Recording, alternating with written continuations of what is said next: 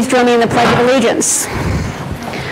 I pledge allegiance to the flag of the United States of America and to the republic for which it stands, one nation, under God, indivisible, with liberty and justice for all. Thank you. Clerk Jones, if you would call the roll, please.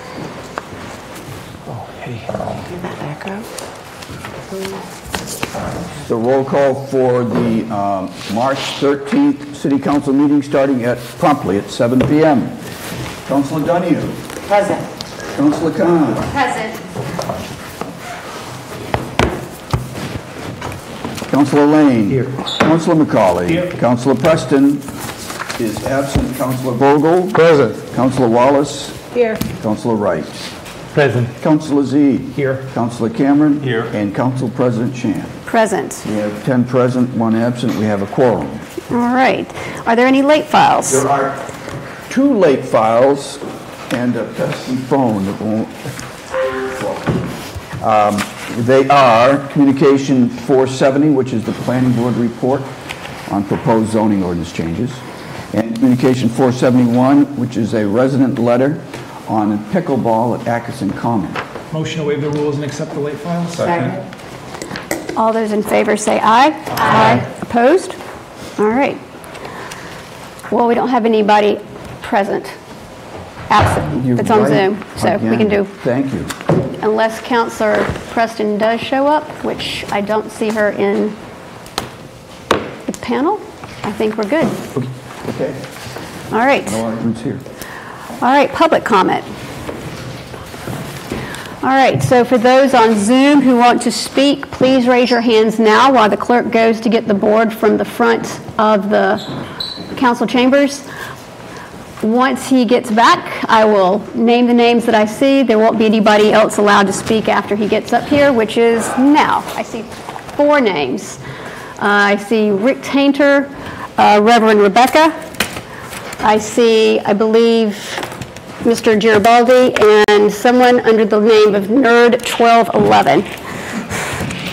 So I ask that folks be considerate. We have a code of conduct in council in the City Hall where we do ask for folks to be considerate. For comment tonight, I ask that you be respectful of councilors. As we do in our debate, we don't use each other's names, we use our titles, so I ask that folks speak to issues and not to people. So with that being said, I'll start with Rick Tainter.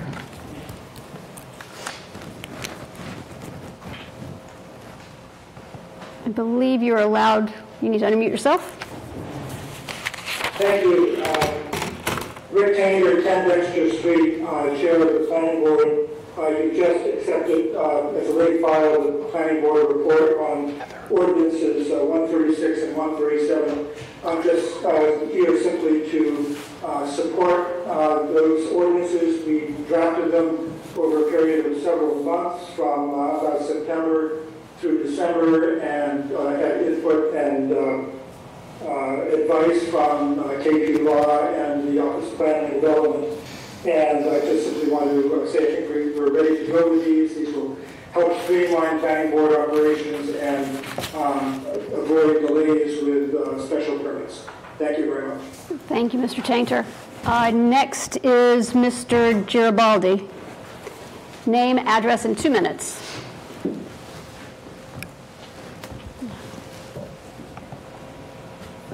Connie Preston is in the attendees. Okay. Mr. Garibaldi, I think you need to unmute yourself.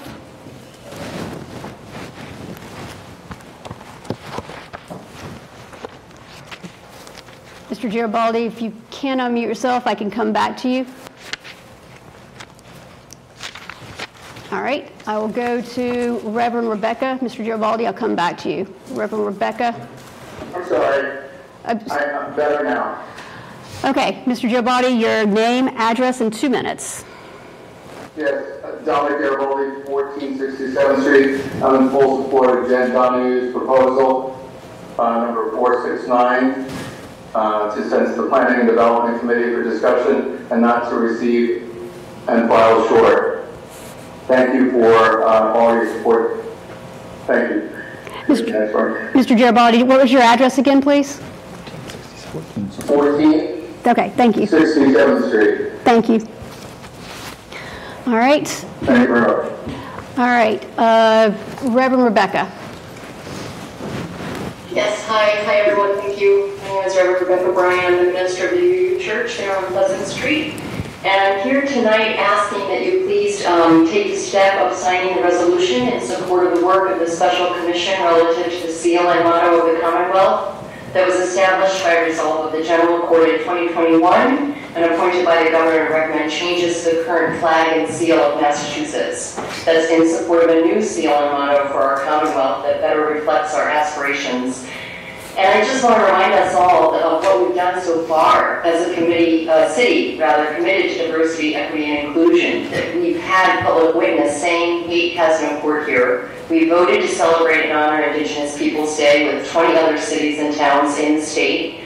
And during October, we hang the flag of the Kawasaki Band of the Pennacook Abenaki people right on City Hall. The flag was given to this city by members of that tribe. They view us and know we're partners in this work of honoring Indigenous peoples past and present. We've had 2 Indigenous Peoples Day celebrations, and each has drawn hundreds. This all started with students from River Valley Charter School who first drew attention to the need of this. There's so much more we do as a city that's being committed to being a place that is safe and welcoming to all people. I really ask that we take this step together as a city now. Thank you. Thank you, Reverend. Just so folks know, there are 2 people that raise their hands after I said no more. I'm going to let them go through, but so everyone online understands, this is it. I see Dawn and Elizabeth and David Detmold, and then I see Nerd 1211 and Connie Preston is. Folks, I ask you this, we're done with other folks raising their hands. And then you realize this now, I will move you to panelist. All right, so the next name is Nerd 1211. I ask for your actual name and address, please. Hello, this is Brian Bells. My address is 1467th Street. Sorry for the error on the name I haven't used the Zoom in a while. I am here to speak in favor of retail cannabis coming to Newburyport. I think it's a long time coming. The whole country is about to legalize cannabis, and I see no reason to not embrace it at this point. We're throwing away tax money, forcing people to drive to get cannabis outside the city, which if the argument is that someone that's going to cause more people to drive under the influence, I would think it would actually be worse for it to not be in a walking distance to the residents. And I think it's an overall limit on our town to not be embracing something that's just here and just less harmful than alcohol and reduce opiate use. I just think we're just denying science completely, and that's not the community we're in. A place that's going to deny science, at least that's not how I see Newburyport. So, yeah, full in support of retail cannabis and the money it will bring to the city. Thank you. Thank you. All right. So the next person I said would speak is Elizabeth.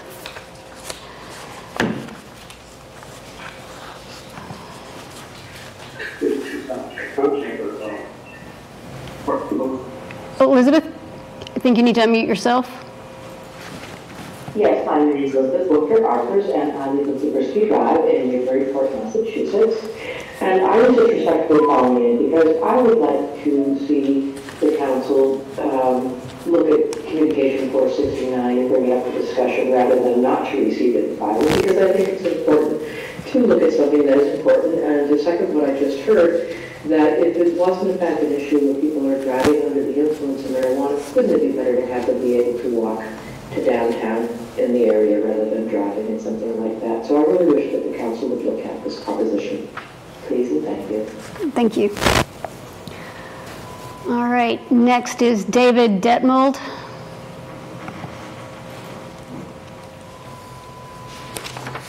Can you hear me? Yes.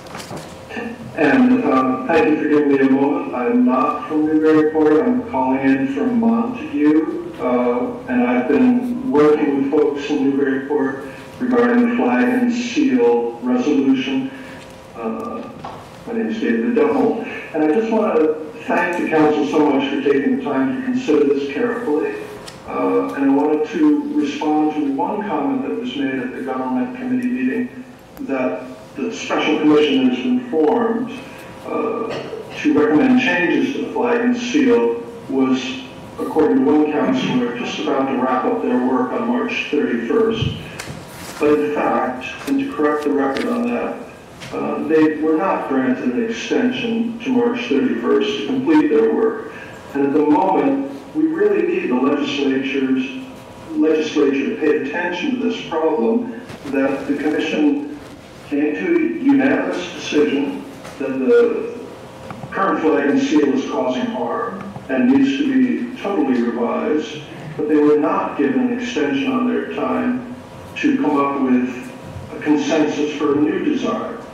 And so this is the first time in 130 years, more than 130 years, that the Commonwealth has gotten this far in looking at a state symbol. And it seems to me incredibly important that the Newburyport City Council is taking this time to move this forward and to express to your legislators and to all the legislature that the special commission needs to have an extension to complete their work, and this seal and flag needs to be retired, and we need a more harmonious symbol that we can all be proud of. Thank you. Thank you, Mr. Detmold. All right, Molly Manuel.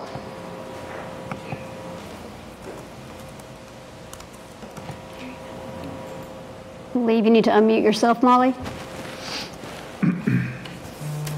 Hi there, Molly Manuel, 27 Broad Street, Newburyport. I just wanted to request that the council look at Jenny Donahue's submission, number 469, and instead of sending it to be filed, please discuss it. Sorry, I just walked through the door, I'm out of breath. And I think it's time to end this foolish prohibition on retail cannabis and allow us new revenue for our city. Thank you so much. Thank you, Molly. Ms. Manuel. Last but not last is going to be Dawn Brandmark. That's it for those. Dawn, I believe, there we go. You should be allowed to speak. Can you hear me now? Yes. Great, thank you. Thank you for allowing me to speak. I would like to express my disdain against Councilperson Jeannie Donahue and the proposed changes. I'm sorry, Ms. Brandmark. Ms. Brandmark, we're not asking you to speak about somebody's name. I'm going to have to stop now. I said at the very beginning of the meeting, we don't use people's names. I don't want anybody being called out here. So for everybody, I'm sorry, I'm not going to let you speak anymore, Ms. Brandmark. All right. That's it for those on the Zoom call. Let's go to those in chambers. And Councilor Preston, I will try to promote you to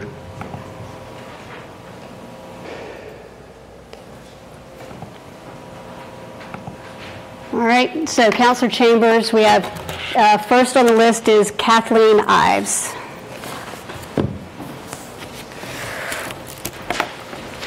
Thank you very much, Madam President. I'm here tonight to speak against the retail marijuana proposal. I want to speak about process. Normally, the council refers communications from councilors to committee as a courtesy, but in this instance of reintroducing retail marijuana, the city voted. Sending items to committee is for the purposes of reviewing, discussing, researching, and getting input on the matter. Here is a rare instance where a public vote took place. There were robust debates on both sides and people spoke. I respectfully request that the City Council receive and file the proposal for retail marijuana downtown. To do anything other than receive and file would disregard the will of the voters. We as a city cannot waste time and energy debating an issue that's been settled when there are so many pressing and important matters the city needs to focus on. In regards to process, the proposal before the council tonight includes a change to the standard buffer zone. The state of Massachusetts has a default buffer zone of 500 feet from schools and daycares and places of that sort. The proposal before you is to reduce it to 200 feet and to not include daycares or nursery schools, but only K through 12 public schools. And as we know in our downtown, we have a nursery school and a daycare center at the CVS Plaza. At N Street, there's a Montessori school, and there's also an elementary school on the other side of Green Street. So this is a very dense area where there are plenty of amenities where children in close proximity. As well, this buffer zone does not include public parks like it would otherwise under state law. And lastly, I did note that the communication references Koppelman and Page, City Solicitor Mark Rich, and his recommendation. And when I read his letter, it's only comprised of 4 sentences, and it says 2 important points I'd like to make before I conclude. Please be aware that prohibition of retail marijuana establishments would require passage of a ballot question by voters pursuant to the provisions of General Law, Chapter 94G, Section 3A2. So in this communication, he's not aware that the city had a public vote.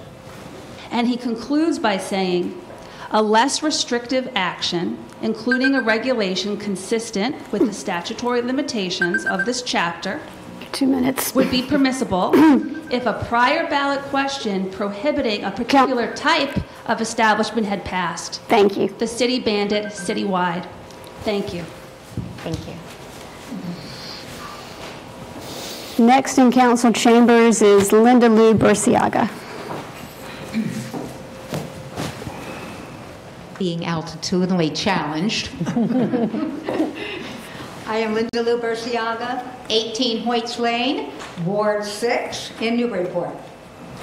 First of all, I want to thank you for your diligence over the last few weeks, listening to the voices of those who spoke, but more importantly, listening to the voices of those who have been silenced for centuries. Newburyport can be a leader in the state, an example for others to follow in our footsteps. The 2 others on Zoom spoke on an important issue, and I hope that their voices may also be added to the chorus. I will end by repeating my last sentence from the past 2 weeks. 50 years of waiting. The time has come. Thank you. Thank you, Ms. Burciaga. Next in council chambers is Lynn Scow.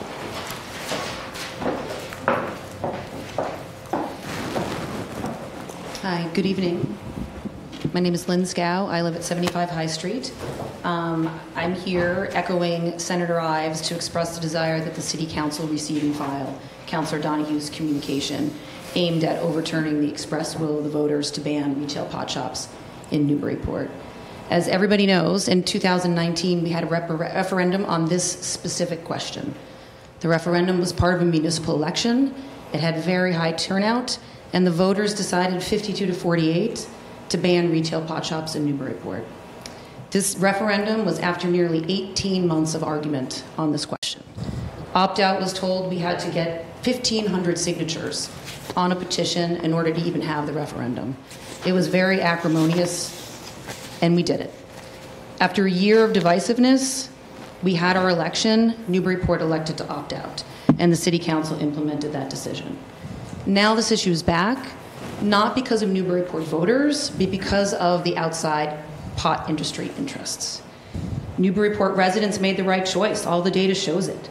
There are new data that is coming out every day. We just got data from Northampton showing a link between pot shops and higher youth usage rates. The tax revenue is a Trojan horse. The pot industry is litigating it. The host agreement money is gone. There are many reasons to not revisit this issue. And as you know, this is being generated by the pot industry. And you know because the same pot industry, the owner of STEM in Haverhill, has approached many of you. We have the emails from our FOIA request that she is the one who is driving this. She has approached downtown businesses. She's joined the Chamber of Commerce. She's scripting Councillor Donahue's introduction at her forum. No names. Thank you. Thank you. I would ask that you not waste the Newburyport voters' time and thank you. Do the business that we asked you to do. 2 minutes up. Thank you. Next is Josh Baumfeld. Please, no names. Good evening. Dr. Joshua Baumfeld, 75 High Street. I'm here also to speak against Councilor Donahue's communication in tonight's packet. I'm saddened to have to speak here tonight in support of the citizens of Newburyport and for democracy. Democracy has been under attack in recent years, attacks at the Capitol, on federal courthouses, on freedom of speech, and even rampant election denial. We in Massachusetts, the cradle of American democracy, have been fairly insulated from much of this, despite even having our own political ideological differences. In fact, the opt-out movement from 2018 was an incredibly diverse group of citizens that rallied around a common goal of fighting for our right to vote and protecting our city from the influence of outside special interests that have no concern for our citizenry other than the dollar signs we represent for their bottom lines. Through the Freedom of Information Act, we have seen the powerful influence that an opportunistic industry can have on our elected officials. While only a small minority of this council has been in frequent contact with and even directed by a pot shop owner from Haverhill, a marijuana lobbyist who is the CEO of the Massachusetts Cannabis Business Association, the former campaign manager and former communications director for the 2016 $6.5 million marijuana industry-led ballot initiative, who are now the founders of a boutique marijuana consulting firm, it's imperative that the rest of this body know that this initiative is coordinated effort by outside forces. This is not being driven by Newburyport residents, it is being driven by the marijuana industry. They don't live here, they don't have kids here. We are nothing more than collateral damage for their personal financial gain. Newburyport already voted on this exact issue, and we voted to ban retail marijuana shops. Please do the right thing tonight in the name of your constituents, in the name of democracy. Receive and file Councilor Donahue's communication on retail marijuana and bring this to rest. Thank you. Thank you, Mr. Baumfeld. Next on the list is Al Jason. I will restate, please let's not use names. Thank you. You said for my benefit only, or? Nope, trying. I'm trying. My name is Al Jason. I live at 4 Warren Street. Thank you for the time. I attended a forum a few weeks ago and received this handout here. I was going there to see if there was some type of new information that might have caused us. By the way, I'm speaking out against the reconsideration of pawn shops. If there's some type of new information. I received a handout that says, there are no negative impacts on surrounding businesses or larger communities. No increases in crime in the immediate surrounding areas. It didn't say that there's been some crime, small amount of crime. It didn't make the rational argument that, hey, maybe the benefits of opening pot shops outweigh the negatives. It said there's been absolutely no negative impact whatsoever. So logically, I inquired about, what was the source of this? Was there some type of, maybe Massachusetts State Police or some major college study? It was informed that it was by the Cannabis Control Commission came up with those numbers. And by the way, just because they're on a handout doesn't make them true. So I went to the Cannabis Control Commission's website to see if I could find some type of verification to justify those numbers.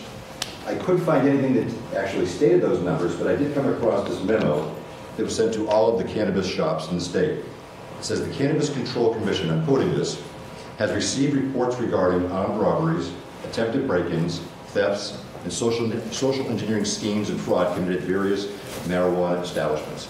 This is directly from the Cannabis Control Commission, and obviously it contradicts the information on the handout. Now, I'm not being facetious here, but there was an op-ed today by one of the counselors that attempted to clarify that, and this is exactly what it said. It said that they weren't speaking about actual crimes, they were speaking about attempted crimes. So I just think it stretches credibility to ask us to consider what's the difference between an attempted crime and an actual crime. Is an attempted crime to attempt to break into a pot shop and don't get caught or don't get away with anything, or is it an actual crime? So right on cue, recently in the paper, I'm sure everybody saw this, 6 men break into the Raleigh marijuana shop, 4 of them were caught. I'm not saying there's widespread crime, but there absolutely is crime. Thank you very much. Your 2 minutes is up. Pardon? Your 2 minutes is up. Thank you. Just one last comment. Just please research a state that has had pot shops open for more than 4 or 5 years. Thank you. Thank you. Next is Matt Kane. Hi, Matt Kane, 63 Curzon Mill, Ward 6. Funny enough, I don't usually take notes, but the top of my notes here tonight says, pot has no port here, so I thought that was a great way to start. A quick story, I was at Tuscan Kitchen on Saturday night for dinner, and as we walked out of the place, there was a big group of guys walking out before us, laughing hysterically. We got outside, they were staying in front of my car, and you could smell pot. They got in their car and drove away, and it was at that point I realized as I looked over to the area, the green area in front of the restaurant there where we have all of our concerts, like why this is coming up. So I'm going to come back to that story in a minute. I did a pretty extensive FOIA request, and we're still digging into it, but I just wanted to point out these are facts. This is 100% driven by the pot marijuana industry. Caroline, who owns STEM in Haverhill, who's suing Haverhill, by the way, has clearly laid out emails to Councillor Donahue and Councillor Vogel, up to at least a year in advance that we can find out so far, that literally lay out the game plan for Councillor Donahue. Caroline, who no names, has please. aggressively, no, Caroline's the STEM owner, right? Aggressively pushed the entire process. Her and other industry veterans have provided a clearly organized path for Councillor Donahue with talking points on how to talk to residents and how to talk to the newspaper.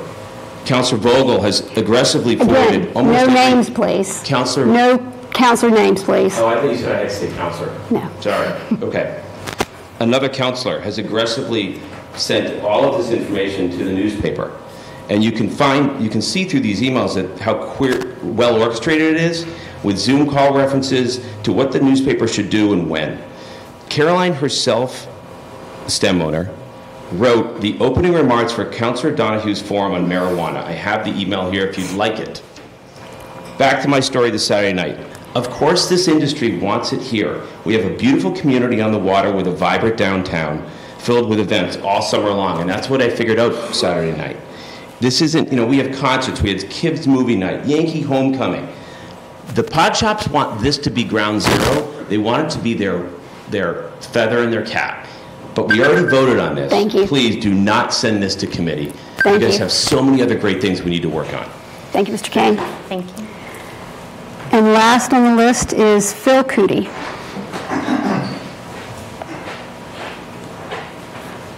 Hello, I'm Philip Cootie. My address is 22 Phillips Drive, Newburyport, Massachusetts.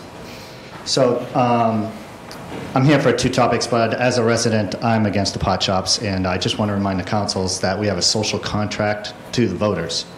We voted against it. So, and we voted for the mayor, but we fight the corner office, and we vote against pot shops, and we want them in. So you have a social contract to residents who vote for issues, and that's why you're all sitting in these chairs, and just remember that. On behalf of families and friends of Lower Atkinson, I've got 154 residents who've signed a petition against pickleball in Lower Atkinson, but not against pickleball people. It's against it in that spot, and for a lot of different reasons. But while I appreciate the generosity of the Moral Charitable Foundation, the park is too small, overcrowded, and dangerous for another sport, right? So, this is so hard to do this quickly. It's on basically three things: safety, overuse, and narrowing field availability. There's been over 24 traffic-related incidents over the past three years, 6 cars. Basketball court is within 140 feet of home plate. A home run is 200 feet. Let's see, there's other things. The park is this is my favorite. The park is the lowest of averages for square feet per ball field in the county. All right, we don't have smaller space to play baseball, and we want to stick pickleball and a postage stamp between 3 ball fields. There is no room for another used by any recognized field standard. And I'm saying this, I'm not against the pickleball people. They've had great success. It's a great activity. I think we can do better. I'm here because I think we can do better than this. We can work together and we can find space in this town for people to go outdoors and have activity, and it can be pickleball people and it can be children too. We don't have to cannibalize our outdoor spaces to fit in new sports for other people. It's a not an us versus them. Thank you, Mr. Cootie. Thank you. And that is it for public comment. Next is mayor's comment.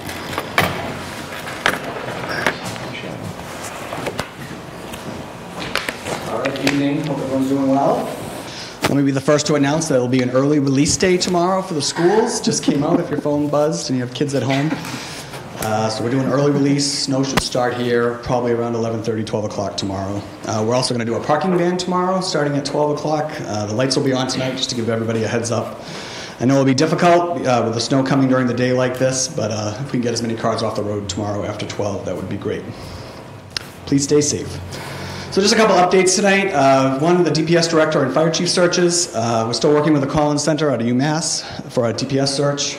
We've received 4 new resumes so far. That window is closing on Friday, St. Patrick's Day. And then for fire chief, we have 4 applicants as well, and that's open until Monday, the 20th. And so after that, for the fire chief screening committee, they will rank the resumes and set up first round of interviews. And the mayor's office will set up the DPS director interviews after this week. A little update on the Plum Island dredge. I think everyone knows now that the extension was granted through the month of April, which is great. We have the U.S. Army Corps has identified a subcontractor, Norfolk Dredging, out of Virginia. So that large boat is slowly working its way up the East Coast. This is a newer, larger dredge. It shouldn't need as many days, so we're excited about that. So we're hoping that begins sometime in early April. Obviously, we're thinking of Plum Island tonight. We're going to have a couple of really high tides, nor'easter coming in, so we did what we could to shore up the shoreline today, but hopefully they can weather one more storm. Schools. So we did meet on the school committee since our last meeting here. We were presented the aspirational budgets from each school. So I don't know if you guys watched those meetings, but that's each school comes up and presents what they're asking for the year. We had some good presentations. I thought we were much more strategic this year in what they were asking for. And so we have 3 more budget meetings, and we'll take the vote on the budget on the schools at the end of April. And as you know, I'm not going to take a vote on that, but the school committee will vote on that at the end of the vote. We're also trying something that we're looking into in the policy side of the school committee. We're looking into a tuition-based program where city employees that live outside the city could send their children to Newburyport Public Schools. This would happen outside of school choice, so we're just gathering some information right now, but we're trying to think of creative ways that we can help retain employees here in Newburyport, and allowing their kids to go to school is one of those things we're going to look into. The Resiliency Committee. So the Resiliency Committee is applying for an MVP action grant, that is Municipal Vulnerability Preparedness Grant. This is to fund climate resiliency and related projects by nonprofits, schools, and service organizations within Newburyport.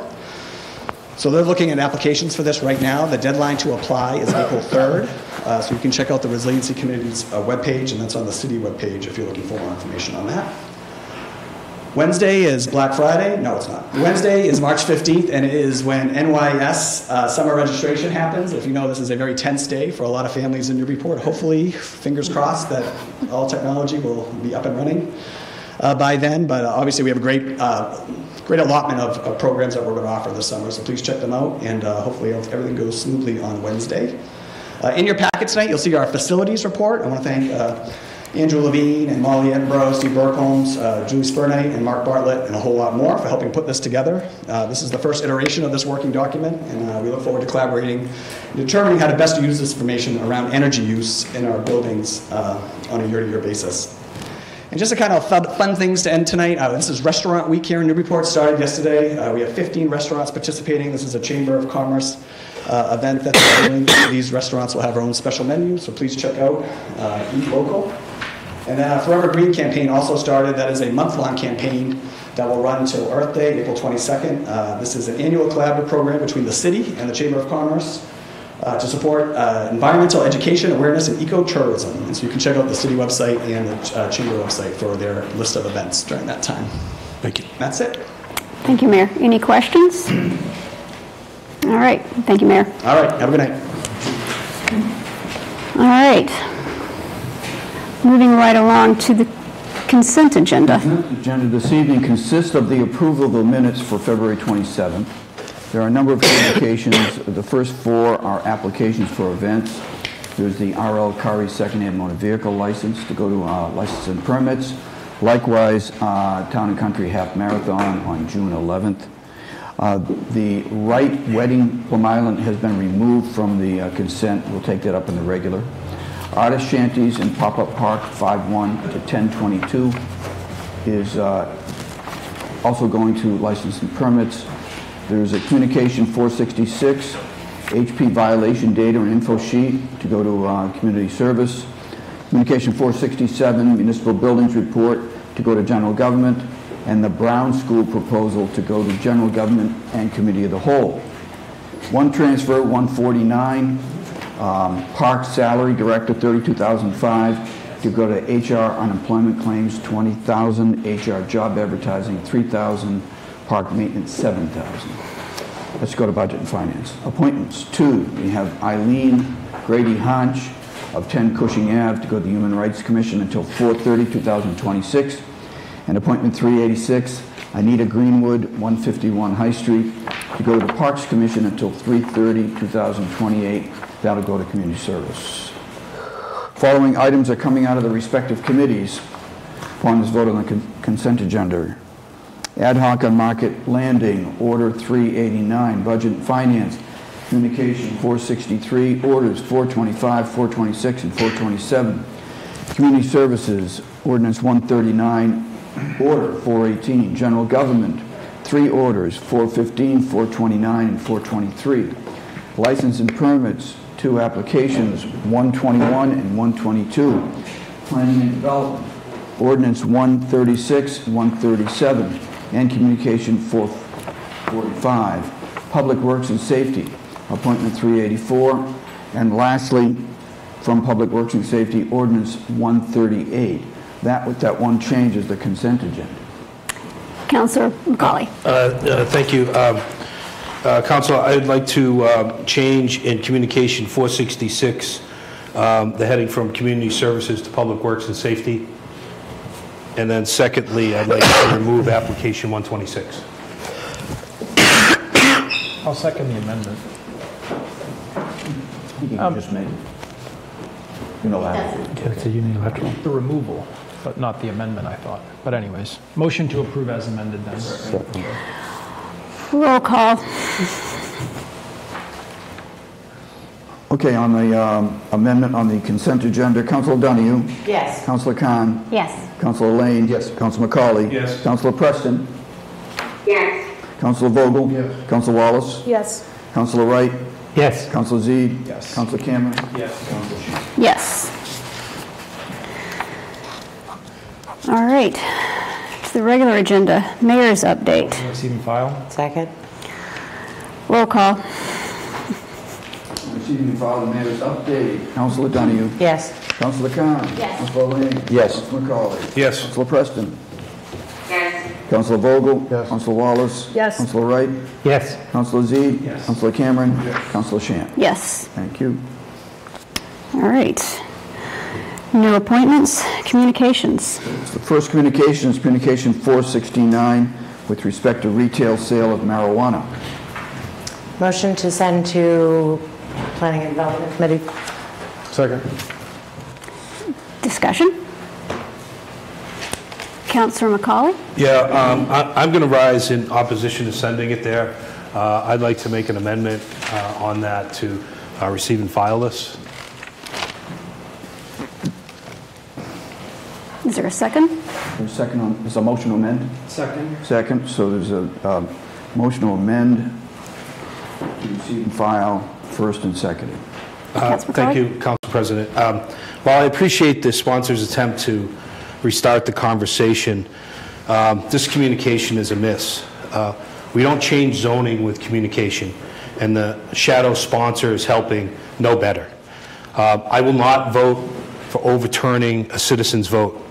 This is an attempt to backdoor the will of the people. It is disrespectful to both the residents and fellow councilors. I want no part of it, especially during an election year. If the sponsor and shadow sponsors want to openly run their campaigns, so be it. And when they win, they can file proper legislation in January. But this communication is trying to manipulate the council's agenda. We have other important work to do, and this is not part of it. I respectfully ask that we acknowledge that we received this information acknowledge that we read it, and then file it off our current workload. Thank you. Further discussion on the amendment. Councillor Lang. So I too, at this point, I feel like I'm going to oppose this going to committee. I'm always about communication and talking it out. This, I feel, has an underlying tone of exactly what the councillor from Ward 5 said. We're undermining the process that just happened 3 years ago with the vote. The people did speak. I don't feel like it's time. I don't feel like we should be wasting anyone's conversation time or time that is often sucked up by things that come through. So at this point, I'm changing my mind right here on the floor. I was going to pass it through. I'm not going to support this. I think if we're going to get on with this, we should get on with this conversation now and have it out now and respect everybody's time. Clearly, there's a consensus in the city that the vote stands, as I agree with. It's only been 3 years removed. So just to vocalize and to, you know, if you want to hash it out now, but let's be respectful of everyone's time. Thank you, Councillor Lang. Further discussions on the amendment. Councillor Vogel, then Councillor Cameron. Oh, I didn't have my hand up. Oh, Councillor Cameron. Thank you. Yeah, I'm supportive of it going to committee. I think it's worth a discussion. I very much hear, you know, the sentiment that there was a vote a couple of years ago in 2019, and at that time there was a sentiment that there was a vote a couple of years earlier about the legalization of it, and if people had voted in Newburyport to legalize it, then de facto they were kind of saying that they were also in favor of it being sold in Newburyport. Yet we took it to a vote, and it was, you know, I wouldn't call it decisive, but 52 to 48 is pretty significant. I don't know where this would end up and whether it has, you know, 8 or 6 or whatever is required. I would not support this ever going forward unless it was also brought back to the ballot. You know, and I understand that, you know, there may be outside forces, and there were people that were, you know, very much supportive with financially in 2019 around it as well, and that's the way democracy works. There's lots of lobbyists, developers who approach city, legislative, and executive officials as well at the state and federal level, and you know that's part of what happens here. Hopefully, we're never unduly or improperly influenced in that way, but I think, you know, it's been a few years since this has gone into effect. I think, you know, communities have learned something about it. I think the financial mechanisms at the local level are a lot different as well, but I don't see the harm in having a conversation. Likewise, as I was saying to somebody this morning, this is not on my top 20 list of things that I think the City Council should be spending a lot of time on, but I think you know, if it's been brought forward, I think we should at least have that discussion and then take it from there, whether it gets pushed aside in committee or not. I think it's worth having a discussion. Thank you. Thank you, Councillor Cameron. Councillor Khan. Yeah, thank you, Council President. Many of us remember the debates and the conversations we had, and probably still have some PTSD going on from that. But I think for me, I will support this, and I think one of the things I really like is I think there's been a lot of visibility and transparency through the process in terms of, okay, heads up, here's, you know, because I've been reading about it in the paper, I've been, you know, we know this was probably coming, which was nice to have that indicator. There was a effort that the counselor, the sponsoring counselor on this communication hosted the forum. So, you know, it's not something that I also was thinking about introducing at all, but I've been listening and following along with what's been going on. Absolutely right, there was a 2016 vote, and we know that as those of us who got elected in 2017, that this was the thing we were addressing. So 2016 we had a vote, ballot, you know, that was part of the presidential election, and then we had another one in 2019. And I do agree, I think the conversation here may very well talk about a lot of the questions that came up, but those of us who were listening to the debate, maybe who are on the council now, and those of us who were in the debate, a lot of it was this, let's wait and see, let's see what's happening. This was just introduced. It's just been the Cannabis Control Commission came about and formulated their policies. Let's give it time and really learn from these communities. And so that's why I see this as the natural next progression is, okay, we've given some time. Is it enough time? I mean, some of us would be like, okay, do we wait 10 years? Do we wait 15 years? Do we wait 20 years? We don't know what that ideal time period when a vote should no longer be, as I've been listening, that, honor the vote. At what point does that honoring the vote expire, right? We don't have expirations on. The one thing we do have is we know when we have zoning ordinances, you cannot reintroduce after a certain time period, and we are past that. So in this case, I think there's even questions in the public comment. That's something that could be brought up and talked about again, because I do think that there were some new things added that why not have a committee meeting and talk about it? And then if we need to receive and file and have some action items, then we do that. Just by sending this to committee does not mean we're making an action on it. We are actually opening the dialogue to get more people actually listening and partaking and maybe posing those questions that we could be mindful of that we should get answers to. So I will be supporting sending this to Planning and Development. Thank you. Councilor Zeid. Thank you, President. I too will rise in opposition to sending this to committee and try to curate my thoughts a little bit to come down to a handful of points. So first of all, I have to say, deep down, this effort does not feel like a resident-driven effort, and I've been on the council for a while, and I can sort of feel when there's a groundswell or when it's residents demanding that we take something up, and that's not the feeling that I have on this one at this time, unfortunately. I don't have to be privy to any FOIAs or anything to feel that. I just have my inbox, and I have people that I talk to every day, and my inbox, believe me, is full, as I'm sure most ward councilors, all councilors' inboxes are full.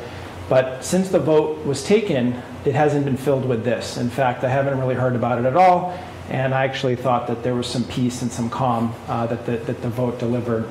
So when folks say, I don't think there's harm in having a conversation, I would respectfully disagree with my at-large colleague. There is harm in reopening this and sort of like picking at a scab or, sort of reopening an issue that in some ways was naturally came to a close. And to another councilor's point about honoring the vote, I think that answer is a resident-driven question. When is the vote no longer what it was? It's when the residents tell you. And because I'm not feeling that, it doesn't feel like it's an appropriate time. So that's my first point. The second one is there's a feeling of respectfulness towards the vote that I feel would be sort of be missed if this continues, if the conversation continues. Having been here on the council when we went through the first thing, you just kind of have to remember that the voters are the boss. And I've heard this discussion about what's binding and not binding. Those are legal questions, which I'll address in a moment. But there's also just the sort of the systemic question: how does this whole thing work? Who is running the show here? And it does feel a little bit arrogant to think that the council could maybe speak better than the voters could speak for themselves. So for that reason, as a second one, I really think that we should leave this and let it sit as it lies. Next thing is that not everybody on the council today was on the council then, but as one at-large councilor just certainly remember how divisive this issue is. And this it was a tough conversation and it was a tough road back then. And I think that you've got a little flavor of that from tonight's public comment as well. That it's not necessarily good, and some conversations can not be helpful, and I think this is one of them. I only have two more points and then I'll close. I just can't say enough, the legal can of worms I think that we're playing with here is very understated. 94G was a mess when it was created, and it has, in my humble opinion, become more of a mess with some of the amendments that have been made. But there were a lot of intricate questions about how the question would be formed, when you had to have a referendum. Then you remember while we were in the middle of our conversation, the state legislature was amending back then, and they created this line between communities that voted in the affirmative to legalize it versus those that didn't, and things like having a cap on the number of stores needed a referendum. So this is a much bigger thing, and while I think somewhat sarcastically the city solicitor for the 8 to 12 seconds that he put into his opinion, it did come up a little bit short for me, given that we spent 18 months, many of those even trying to decide how to ask the question on the ballot. So I'm nervous that this is just makes it seem like it's an easier thing. than it really is. Last thing is, there's been a lot of debate, as was mentioned, and one thing I think that also lends itself to whether you re-talk about something or reopen something is what has changed, and so some have mentioned, okay, maybe there have been some changes to the finances and so forth.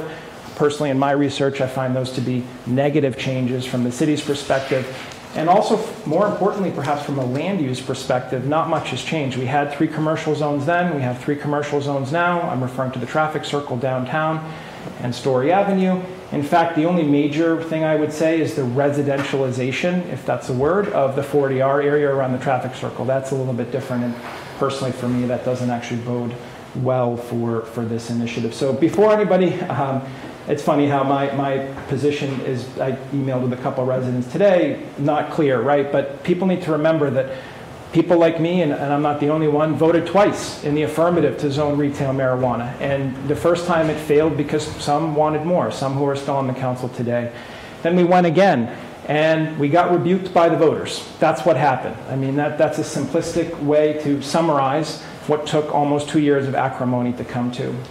So it is a little bit, for me, I don't want to go to these meetings again. I think that the power of the ballot was that we took this council out of it for the moment, and we gave it directly to the voters. We gave them a direct voice.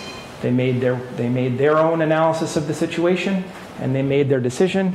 And personally, I'm not seeing a pull back to say, hey, we want to do this again. So to me, I'm happy to acknowledge the information, appreciative for it in that sense, but also feel that the road should end with this tonight. Thank you. Thank you, Councilor Zede. Further discussion? Councilor Vogel. Thank you, Council President. A number of really quite hot-button words have been thrown out this evening, and I think it's really unfortunate when you use the words like backdoor and lobbyists and so on and so forth, shadow sponsor, things like that. To the point of whether or not this is driven by the residents or how it's driven, I think the fact of the matter is that it's driven by the finances. And finances, in fact, are driven by residents, because residents want, but they don't want to pay taxes. So in order to counter that, let's bring in another stream of revenue. And this is one potential revenue stream. Tonight, here on this floor, there was still a tremendous amount of misinformation put out.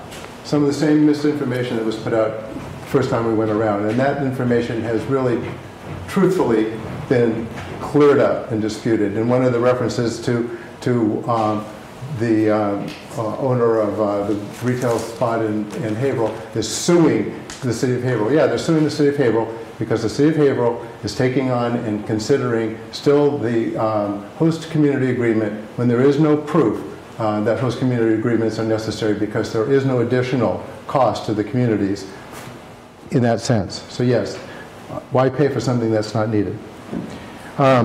We also use the word outside influencer, again, another hot word. It's interesting to hear that there's a question as to who speaks better about things, the council or the public. And it kind of twists my head a little bit, because there's so much that is known inside these chambers and inside the workings of these committees that is not known or even paid attention to by 80% of the community. So using that, sometimes we are the best and we know everything, and then gosh, sometimes we're not. And I find that a little bit disingenuous.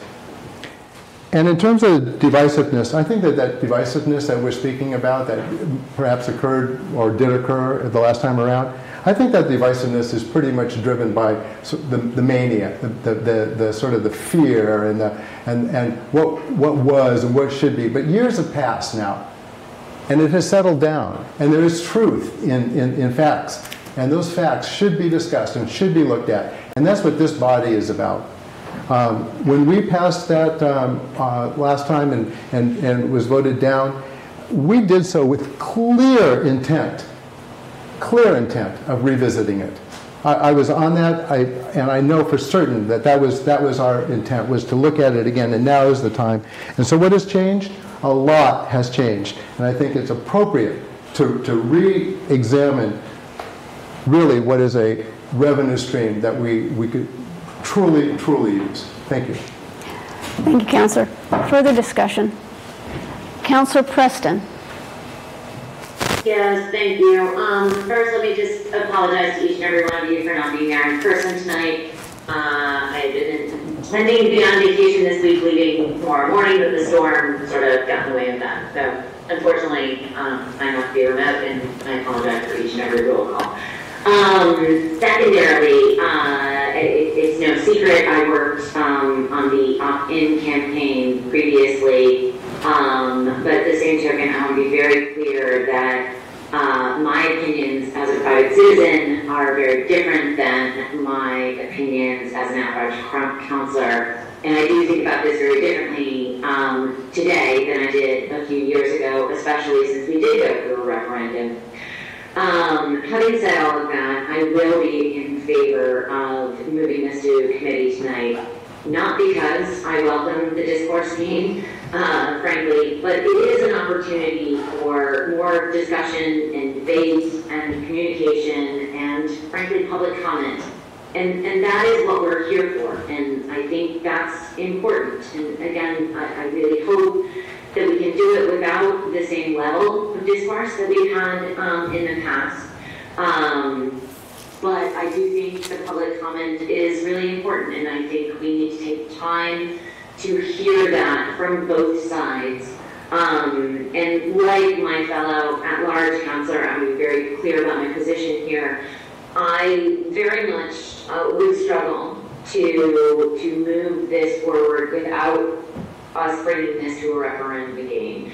I respect the vote that we had 3 years ago.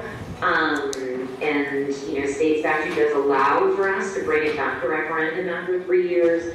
And I don't know that the council knows more than the public knew 3 years ago. But a lot has changed in the last 3 years, and I think the best course and the fairest way to bring this forward would be for us to go to another referendum if we were to move this forward. But at this point, I think the opportunity for discussion and public comment is important, and therefore I am willing to move this forward for referral to committee. Thank you. Thank you, Councilor Preston. Further discussion?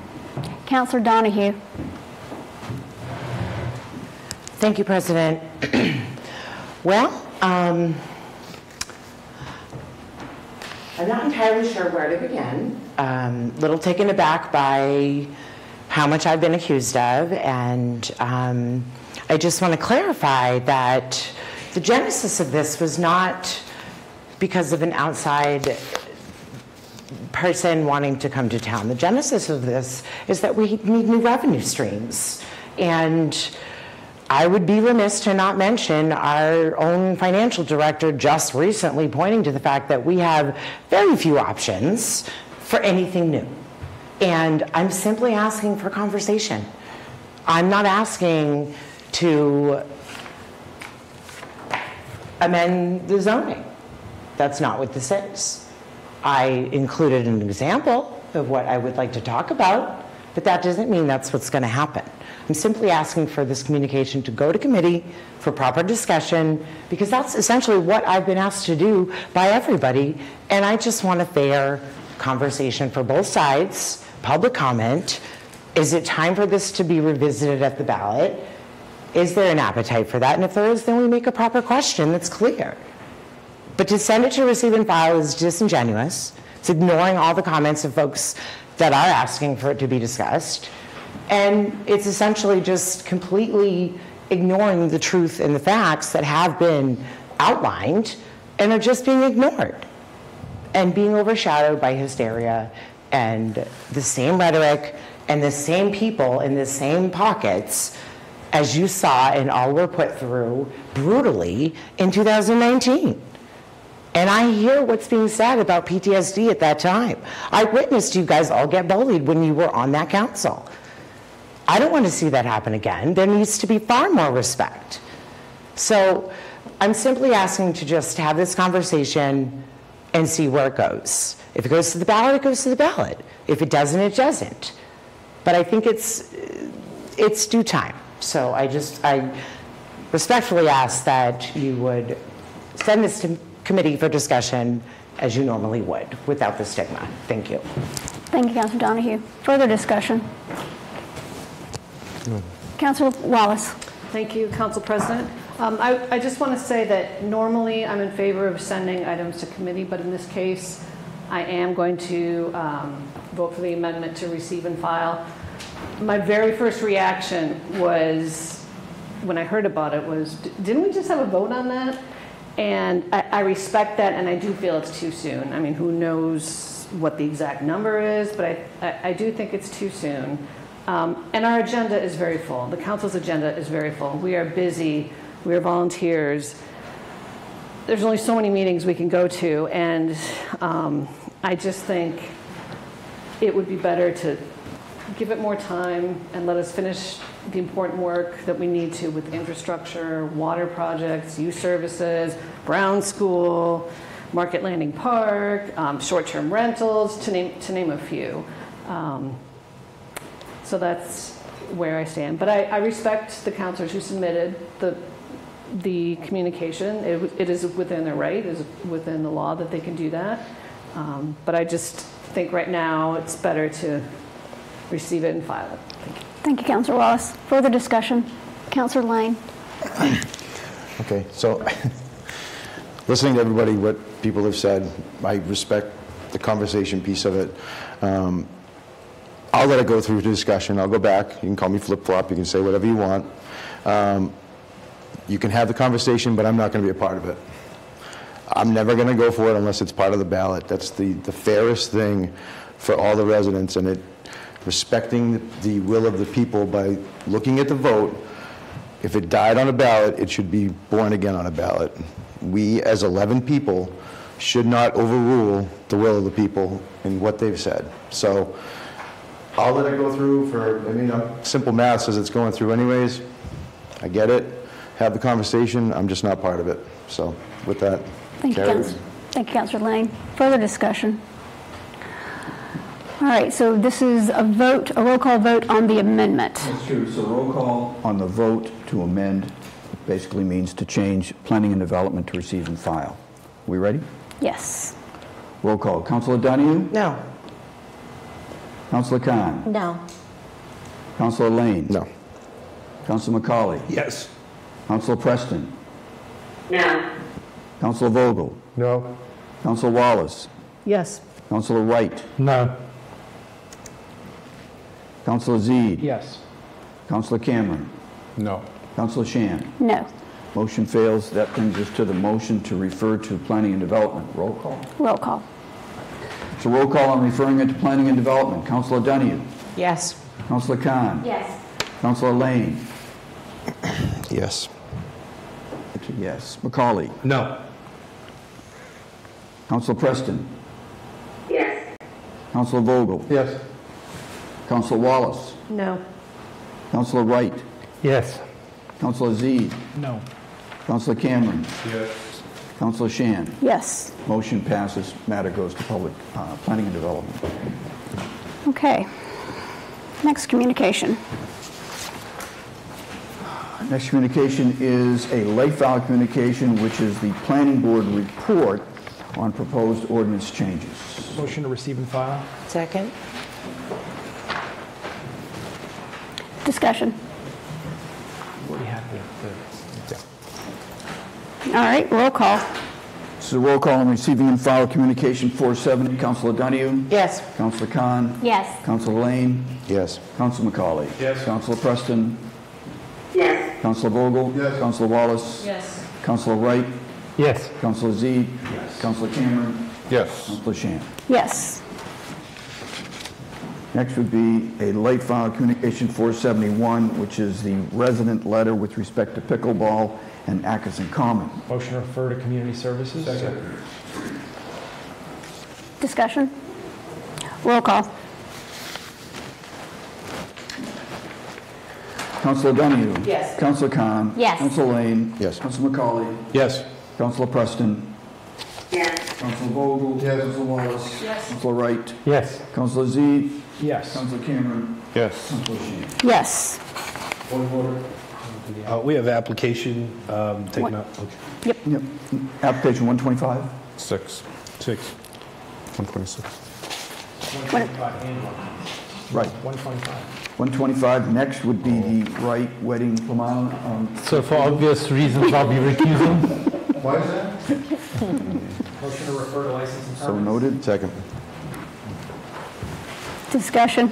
Roll call. This is to refer communication 4, I'm sorry, application 125 to license permits. Councilor Donahue? Yes. Councilor Khan? Yes. Councilor Lane? Yes. Councilor McCauley? Yes. Councilor Preston? Yes. Councilor Vogel? Yes. Councilor Wallace? Yes. Councilor Wright is recused for the record. Councilor Zede? Yes. Councilor Cameron? Yes. Councilor Shan. Yes. Next, I believe, would be application 126, artist shanties in the pop-up park. Motion to receive and file. Second. Discussion. Thank you, Council President. This is a motion to receive and file it. This is a rehash of application 115, which we also received and filed back in December. The Public Safety Committee, who had purview of this last time, had a lengthy debate in the December meeting timeframe. And after that debate, we recommended that the shanty program end. And we brought it before the council, and the council on December 12th agreed with that recommendation and agreed with the receive and file going forward. At that meeting, the shanties were to be removed. No one really wants them. At this point, they're stuck on in our public park. The location that is proposed here interferes with the Chamber of Commerce, Riverfest, Yankee Homecoming, where we put our food trucks and more.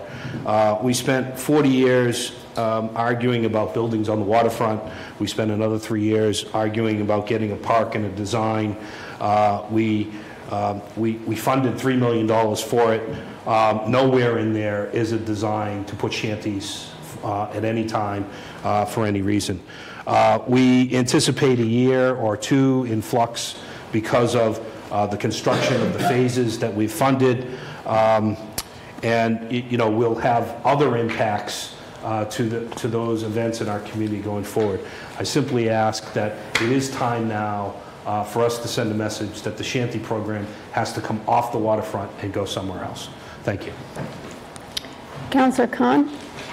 Yes, thank you, Council President. First of all, I'm new to license and permits, and I think that's where this would be going. And I hear the Ward 5 councilor, who I remember that coming up and being part of the committee.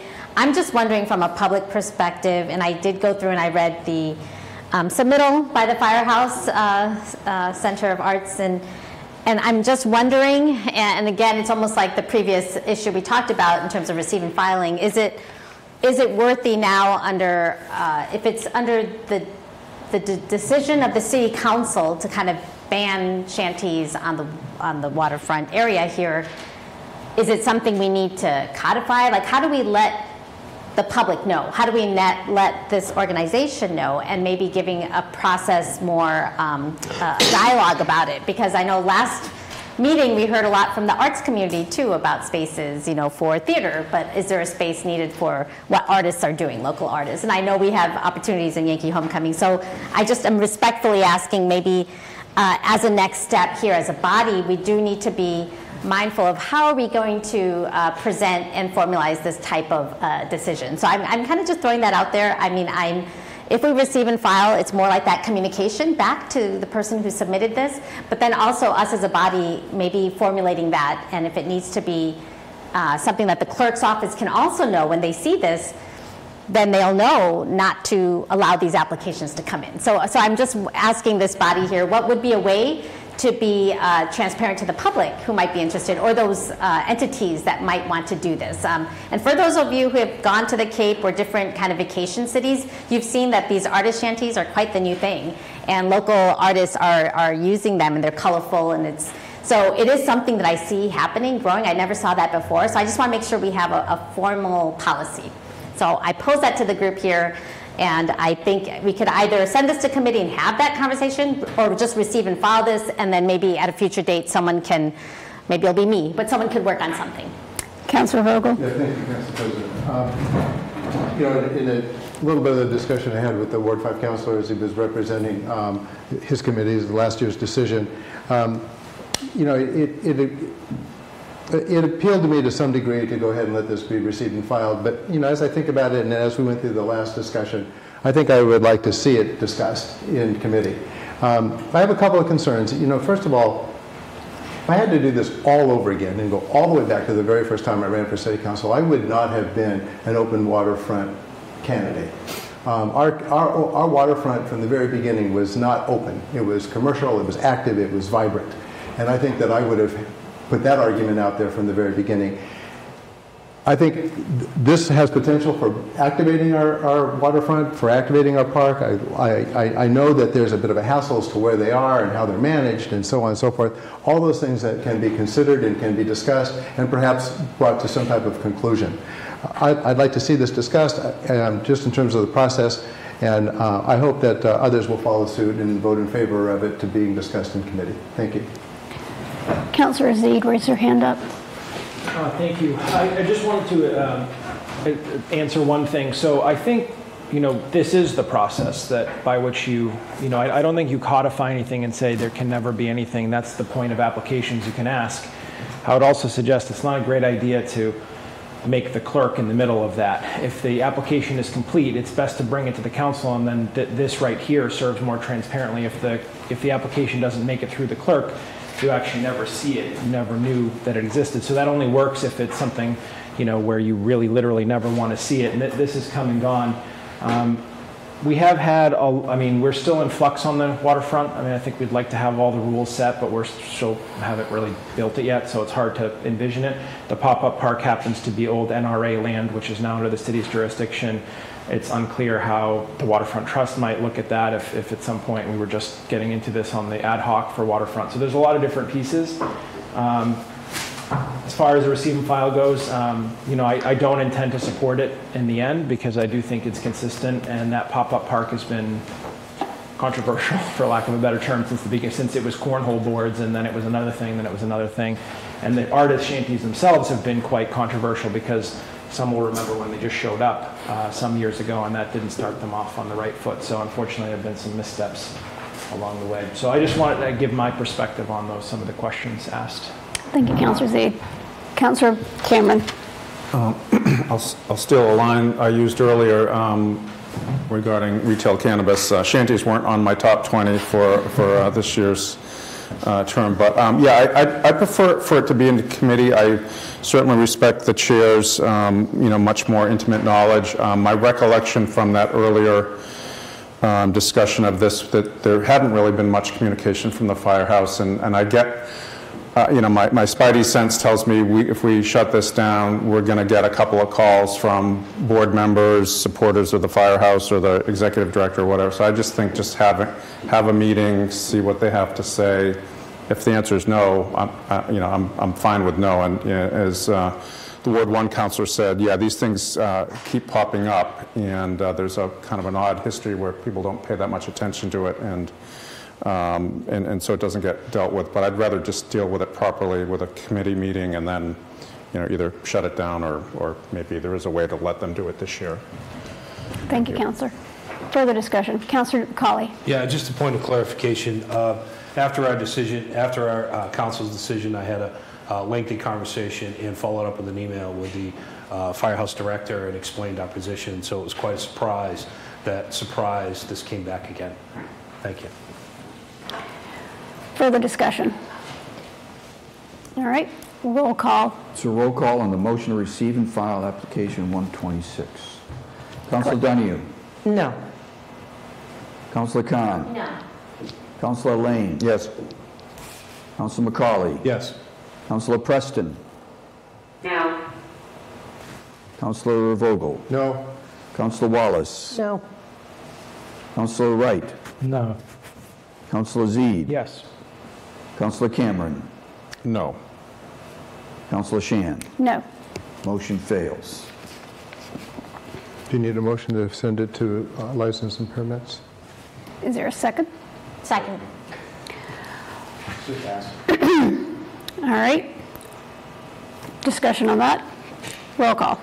Motion to refer the matter to license and permits. Councilor Donahue? Yes. Councilor Khan? Yes. Councilor Lane? No. Councilor McCauley? No. Councilor Preston? Yes. Councilor Vogel? Yes. Councilor Wallace? Yes. Councilor Wright? Yes. Councilor Zede? No. Councilor Cameron? Yes. Councilor Shan? Yes. Motion passes. All right. Moving along. Seeing no transfers. Seeing no second reading appointments. I think we're on to orders. Clerk Jones? We are. We're on to order number 431, which is the Park Commission's bench policy coming in. Can we take the three orders collectively and refer 431 park communication to city services, and then 432 and 433, which are related to the crosswalk to public works and safety collectively? Discussion? Roll call. Again, for the record, referring 431 to community service, 432 and 433 to public works and safety. Councilor Donahue? Yes. Councilor Khan? Yes. Councilor Lane? Yes. Councilor McCauley? Yes. Councilor Preston? Yes. Councilor Vogel? Yes. Councilor Wallace? Yes. Councilor Wright? Yes. Councilor Zede? Yes. Councilor Cameron? Yes. Councilor Shan? Yes. Thank you. All right. Ordinances. First ordinance is the municipal fee schedule amending water and sewer fees coming in. Ordinance 143. Motion to send to Public Works and Safety? Second. Discussion. Sure. This is more of a point of order, but I believe I'm supposed to be the sponsor on this and not Councilor McCauley. As far as... No issues. Yes. We can swap. Well, that's more of a scrivener's error. Okay. Thank you. So can we take the ordinances collectively? Please. 143 municipal fee schedule to public works and safety. 144 departmental revolving funds to budget and finance. 145 rules and regulations, public parks and playgrounds to community service, community service, pardon me. And then 146 responsibilities of committee on community services to general government. And finally, 147, amend municipal fees, parks and rec to also community service. Second. Discussion. Roll call. Roll call on that brilliant motion. Thank you. Councilor Donahue? Yes. Councilor Khan? Yes. Councilor Lane? I don't know where. Momentarily absent. Okay. Is it permanent? Did he recuse himself? No, I think he just needed a Okay. Fresh air. Absent. I'm on. Councilor McCauley? Yes. Councilor Preston? Yes. Councilor Vogel? Yes. Councilor Wallace? Yes. Councilor Wright? yes. Councilor Zede? Yes. Councilor Cameron? Yes. Councilor Shan? Yes. One absent. Make a motion passes. Thank you. All right. Thank you, Councilor Zade. All right. Moving on to committee items. So the first one is the Ad Hoc Committee on Market Landing Park. So I will give folks an update on our last committee meeting where we basically started discussing what the Ad Hoc Committee on Market Landing Park 2.0 is going to look like.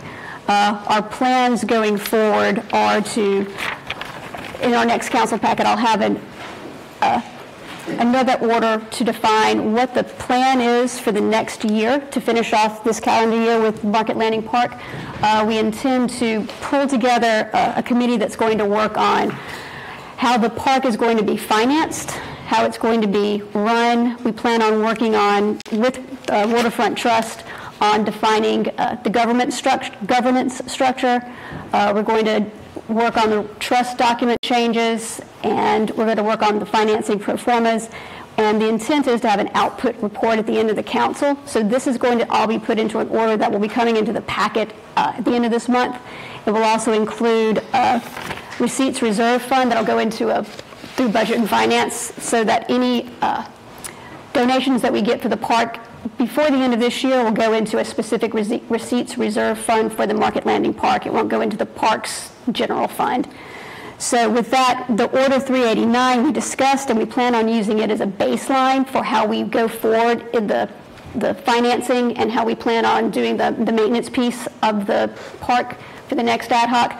So what we decided to do was receive and file Order 389 and 5-0 in committee, because we're going to use that as our baseline for what the next round of financing would look like, and that'll go into the next ad hoc committee, and that'll come out as the report at the end of the year.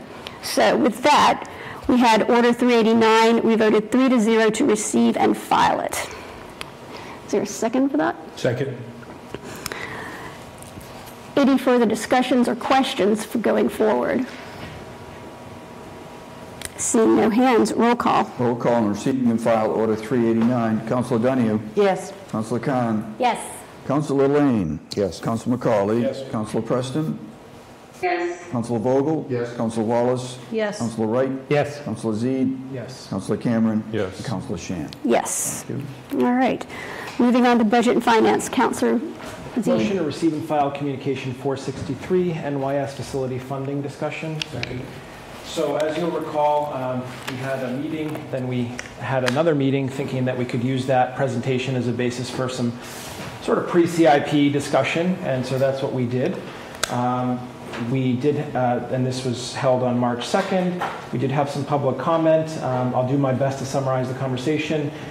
We started off with a lot of conversation about priorities. Many councilors indicated the importance of youth services to them as a priority, and then we talked a little bit about the importance of the West End Fire Station and having seen that through.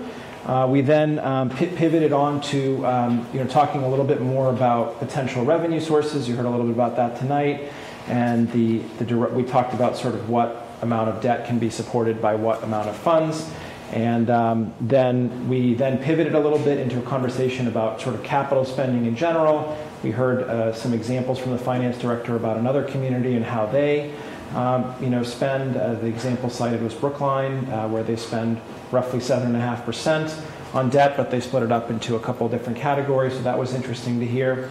And then we continued conversation on debt and about excluded versus included debt, or in other words, debt exclusions, things outside of the operating budget versus those that come in, and how we sort of read and interpret the figures.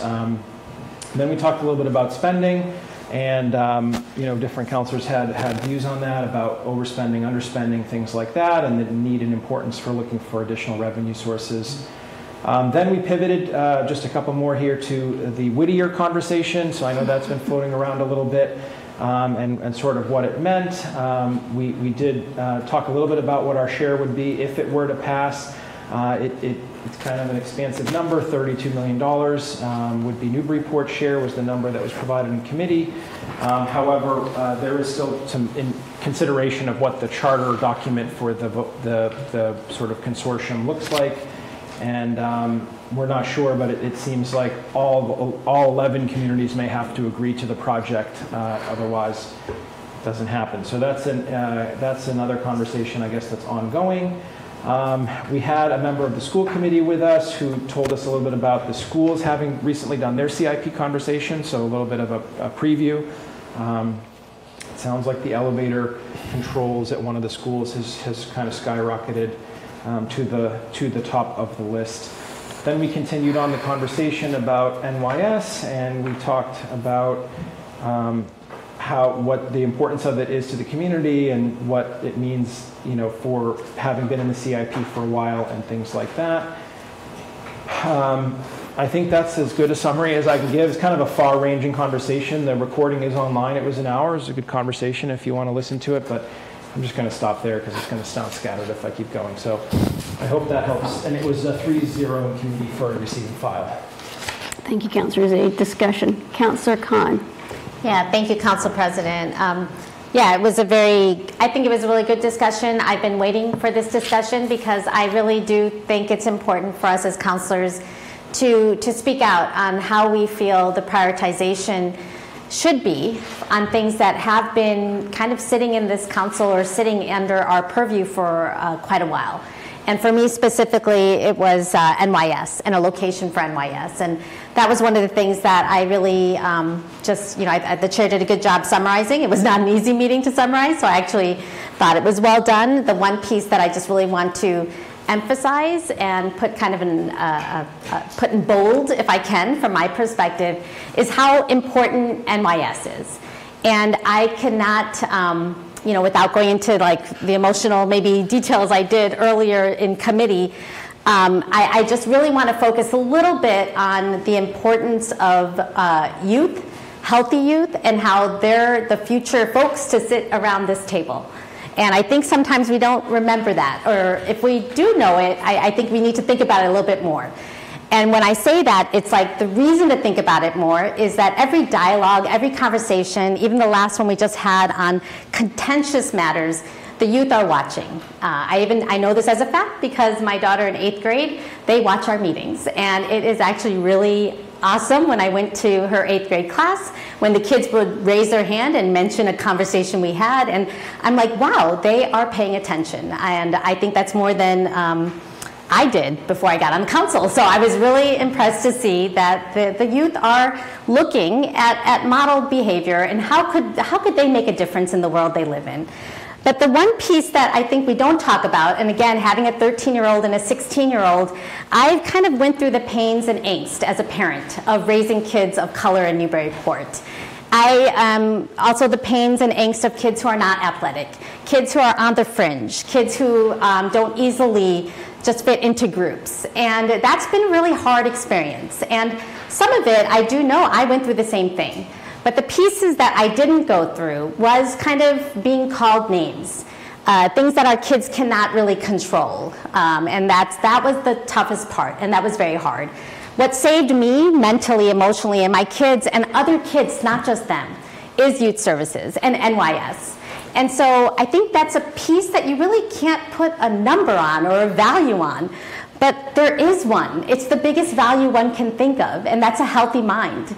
A healthy mind that you will see as you're downtown, the kids that are actually half days tomorrow. Luckily it's snowing, but normally on an early release day, they would be all over downtown. And that's great for me to see, but then when you go in the stores, the shop owners don't like it. They're like, the kids are coming with their backpacks and they're moving around and they knock things around. They don't want them downtown, right? So where do they go? Then they can just congregate wherever parks, the skate park's wonderful.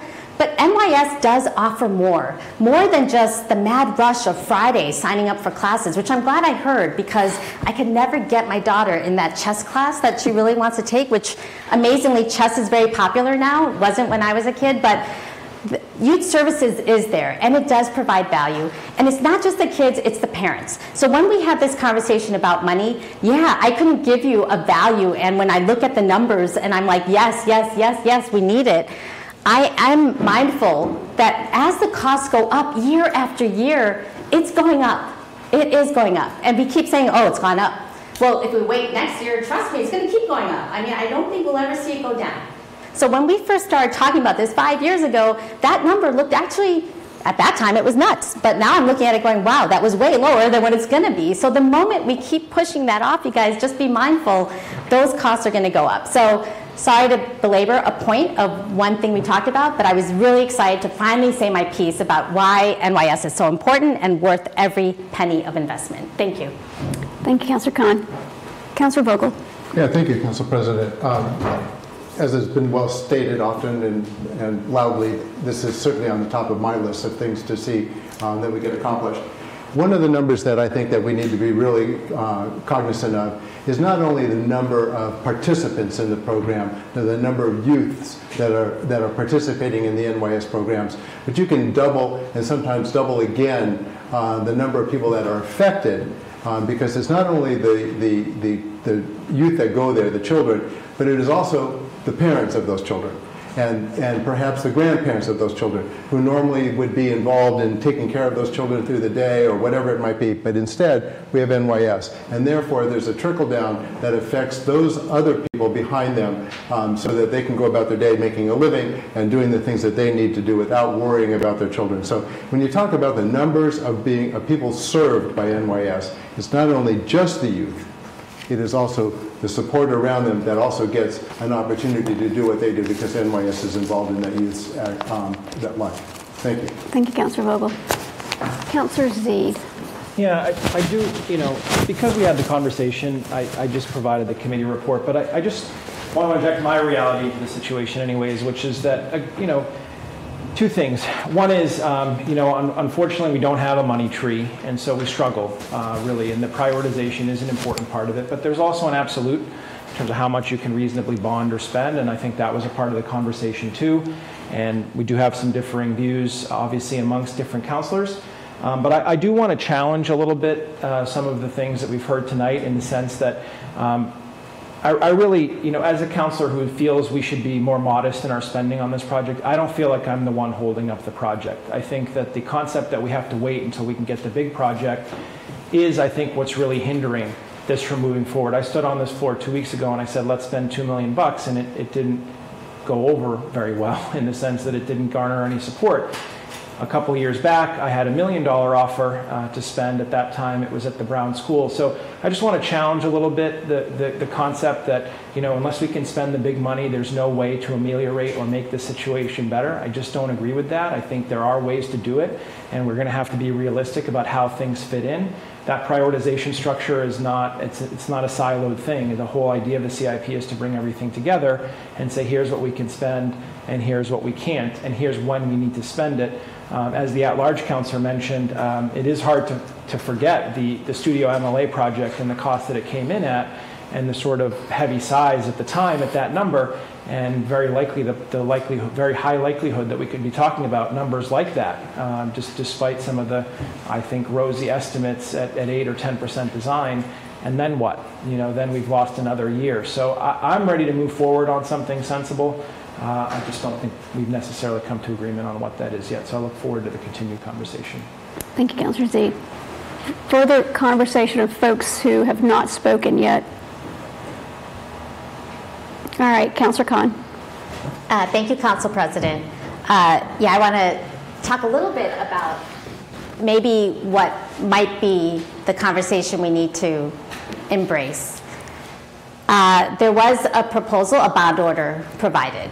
Actually, to be honest, let's go back a little bit. I believe it was in February or March when we had the manager of special projects kind of walk through the site location and options of design considerations. And then individually, they met with all the councilors here. And I'm sure I think they did, where they actually showed and laid out every design that we actually spent money on to have different configurations done.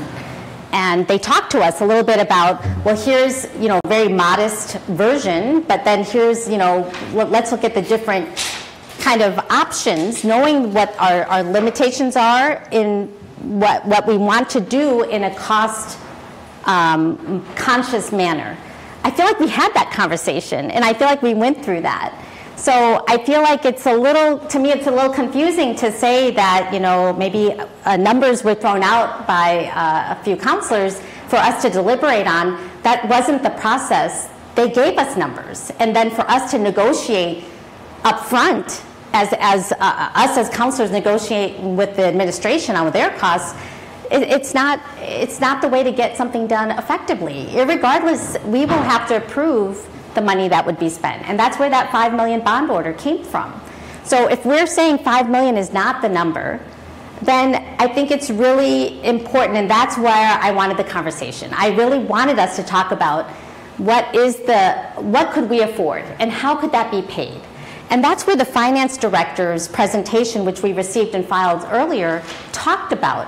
So I feel like we were kind of on that step, but then the next thing we heard, and I supported this, is that we will withdraw the bond order, so that $5 million, 5 point whatever it was, we will take it up when we're ready and get more of the design. So instead of going from the limited, we're going to try to get 90%, maybe 85, 90% of design.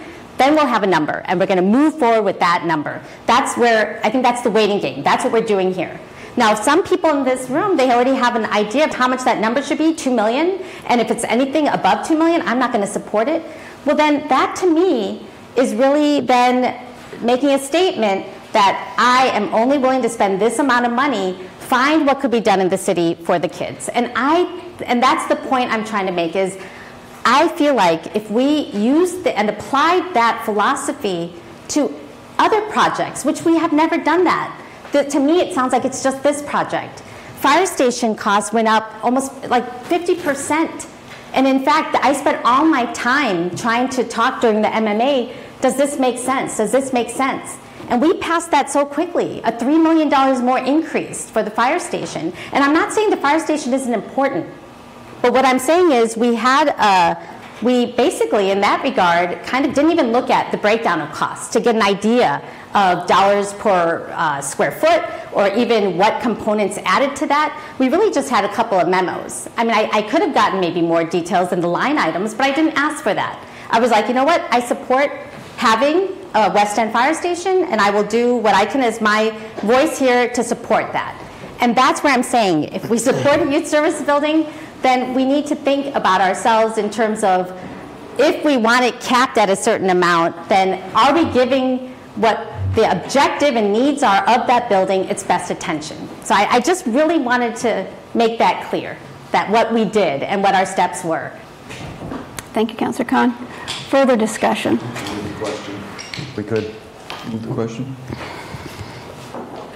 Is there a second? Second. Roll call. Roll call, moving the question. Councilor Donahue? No. Councilor Khan? Yes. Councilor Lane? Yes. Councilor McCauley? Yes. Councilor Preston? Yes. Councilor Vogel? Yes. Councilor Wallace? Yes. Councilor Wright? Yes. Councilor Zede? Yes. Councilor Cameron? Yes. Councilor Shan? Yes. We go right to the motion to receive and file. Oh, that was just on the move. I'm sorry. Move. It's already moved, right? Sorry. No problem. So, Roll call. This is receive and filing. Councilor Donahue? No. Councilor Khan? Yes. Councilor Lane? Yes. Councilor McCauley? Yes. Councilor Preston? Yes. Councilor Vogel? Yes. Councilor Wallace? Yes. Councilor Wright? Yes. Councilor Zede? Yes. Councilor Cameron? Yes. Councilor Shan? Yes. Motion passes. Thank you. All right, collective motion to approve Order 425 Exchange Club gift acceptance and Order 427 NYSA gift acceptance. Second. Thank you. 425, pardon me, is a $600 gift. It is for 2 camperships. This is a scholarship program. We did inquire about a little bit more about, how do people apply for this, and we don't have information yet, but we'll get it and we'll put it in the next set of minutes or something like that. It's a relatively small gift, and but though it is appreciated, and the committee supported that one 3-0. The other one is the Newburyport Youth Soccer Association, and this is for some lighting at Cashman Park, I believe, and these have been installed. They did go through the Parks Commission, and the number included both the fixtures and the installation. The installation was done by the electrician, and the committee then had a little side conversation about green communities and LED upgrades that have been done. We talked about the street lights, which I think most of us are fairly familiar with, but then we also had a question about the status of lights in the parks. We did ask for some additional information, and we did get some back. I think all of you have that in your inbox from a couple weeks ago, but just to reiterate from Molly Attenborough, a full audit, I guess, hasn't been done of every light in every park to know which ones have been made LED and which one haven't. So there could be an opportunity there to do that, and then once there is some knowledge about how big the project would be or how many lights, there may be an opportunity to apply for some grants, but did confirm indeed that all the street lights were converted to LED in 2017, and that if a light fails and it happens to not be an LED, the city electrician basically will not put a new incandescent in. Everything that breaks, they pull it out and they put LED. So this gift also met the 3-0 of the committee, so to accept both these collectively. Thank you, Councilor Zede. Further discussion. Roll call. So approving 425 and 427. Councilor Donahue? Yes. Councilor Khan? Yes. Councilor Lane? Yes. Councilor McCauley? Yes. Councilor Preston? Yes. Council Vogel? Yes. Council Wallace? Yes. Council Wright? Yes. Council Zede? Yes. Council Cameron? Yes. Council Shan? Yes. Thank you. Last one is a motion to approve Order 426, Police Cruiser Equipment Lease. Second. This is a lease, as it says. It's actually a lease to own, so it's something that came up a little bit in committee, just to clarify. In previous years, we never approved these, but the Department of Revenue has made a new ruling that the city must recognize these as the same as they would debt, because effectively we are making a 3-year commitment, and so now we do approve these in the same way. This needs 8, in the same way that taking on debt would require. So this is $85,000, and that's after a down payment. This is 2 cruisers. Cruisers have increased in price. They used to be about $105,000. Now they are $115,000. There's no transfer attached to this or anything because this is budgeted. So that this is something the Marshal's been doing for some years, which is nice. It's just sort of built into the budget, and therefore we don't do free cash or things like that. We did get into a little bit of a conversation because I think we were getting tired, or at least I was, but we were confused as to what happened with the other old cruisers. And because it is a lease to own, we do own them at the end. Finance Director Ethan Manning did get a follow-up. So cruisers at their 3-year mark have between 90 and 120,000 miles, which is kind of amazing. So they're running like 30, 40,000 miles a year, which is a lot. At the end of the 3-year payment plan, they do own the vehicles outright. And so essentially these vehicles are being run obviously pretty hard, and these are really replacing some 2014-ish type vehicles, so they're kind of end of life. And in terms of where the vehicles go, they pretty much, based on the response here, they essentially run them into the ground, so they go into the salvage yard. They're not valuable to sell or even to trade. And they typically run 6 vehicles on days, 5 on evenings, and 3 on midnights, and some of these vehicles essentially drive 24/7, and all city driving, no highways or anything. So the committee did see fit to recommend approval to you 3-0. Thank you, Councilor Zade. Further discussion? Roll call. Motion approved 426. Councilor Donahue? Yes. Councilor Khan? Yes. Councilor Lane? Yes. Councilor McCauley? Yes. Councilor Preston? Yes. Councilor Vogel? Yes. Councilor Wallace? Yes. Councilor Wright? Yes. Councilor Zede? Yes. Councilor Cameron? Yes. Councilor Shan? Yes. So no other business. We will be meeting on Thursday. We will be meeting on Thursday twice, actually. Once in the morning to meet with our friends at the school committee about a little bit about the budget in the morning. For those, I did post it just to be safe. I don't know how many committee members will be able to make it, but we hope all will be there. And then at night, we'll have our usual standing meeting at 6 o'clock. We'll be taking it. We don't actually have a ton at the moment, which is nice.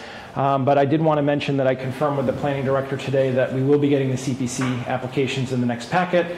They are not as voluminous as previous years, but if you are interested and want to get a head start, you can see the CPC applications online.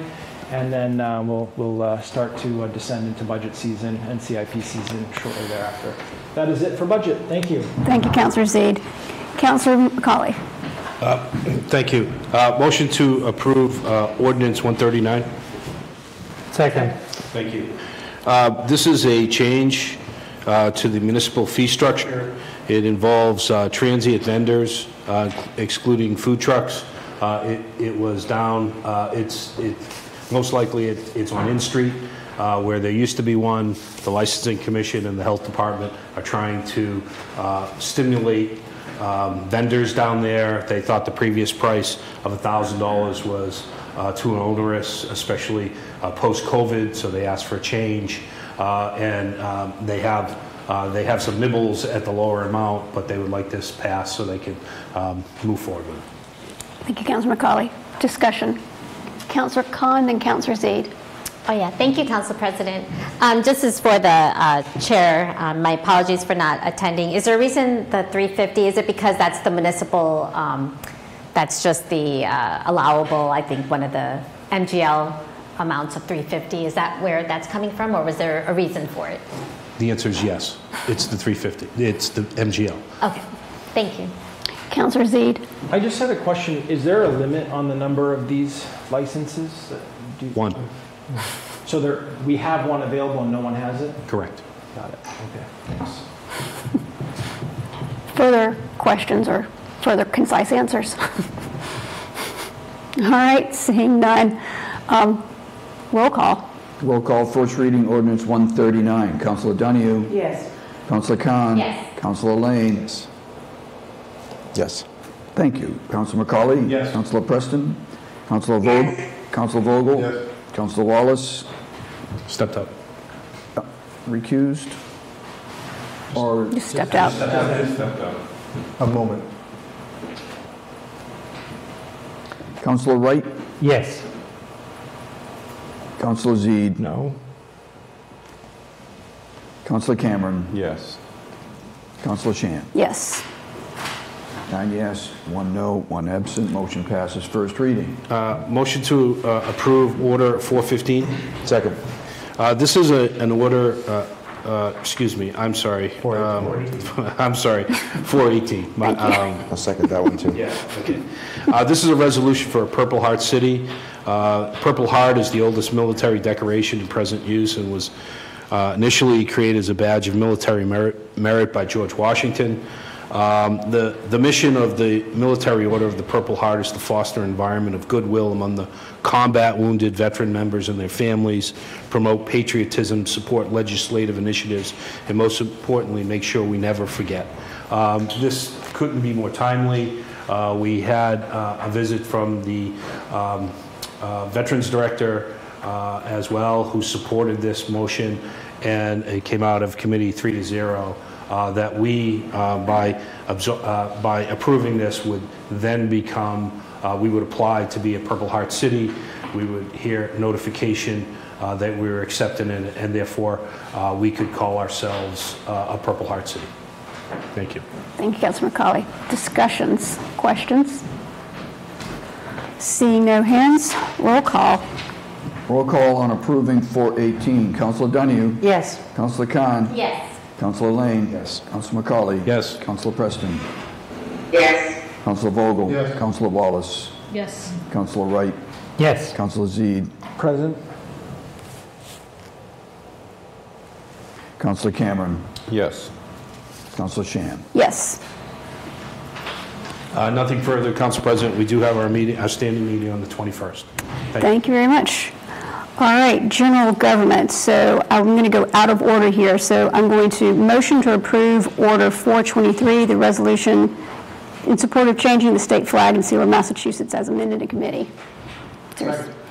So in committee, we did discuss, we did actually amend it and make it a tad bit more concise than what was originally put in the order.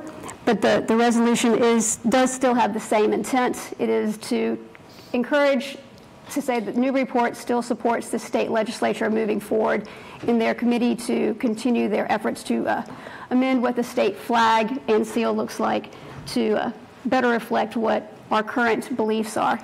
I have a petition from 78 people in the city who are in support of this, which is why I brought up this resolution to start with. I don't think there's anything more to say. It's an attempt for us just to convince the state legislature that what they were doing already, that was started by Charlie Baker in 2021, and what they did last year, to continue the work. So in committee, we voted 3-0 to approve the as amended resolution. Discussion. Seeing no hands, roll call. Roll call approving the resolution 423. Councilor Donahue? Yes. Councilor Khan? Yes. Councilor Lane? No. Councilor McCauley? No. Councilor Preston? Yes. Councilor Vogel? Yes. Councilor Wallace? Yes. Councilor Wright? No.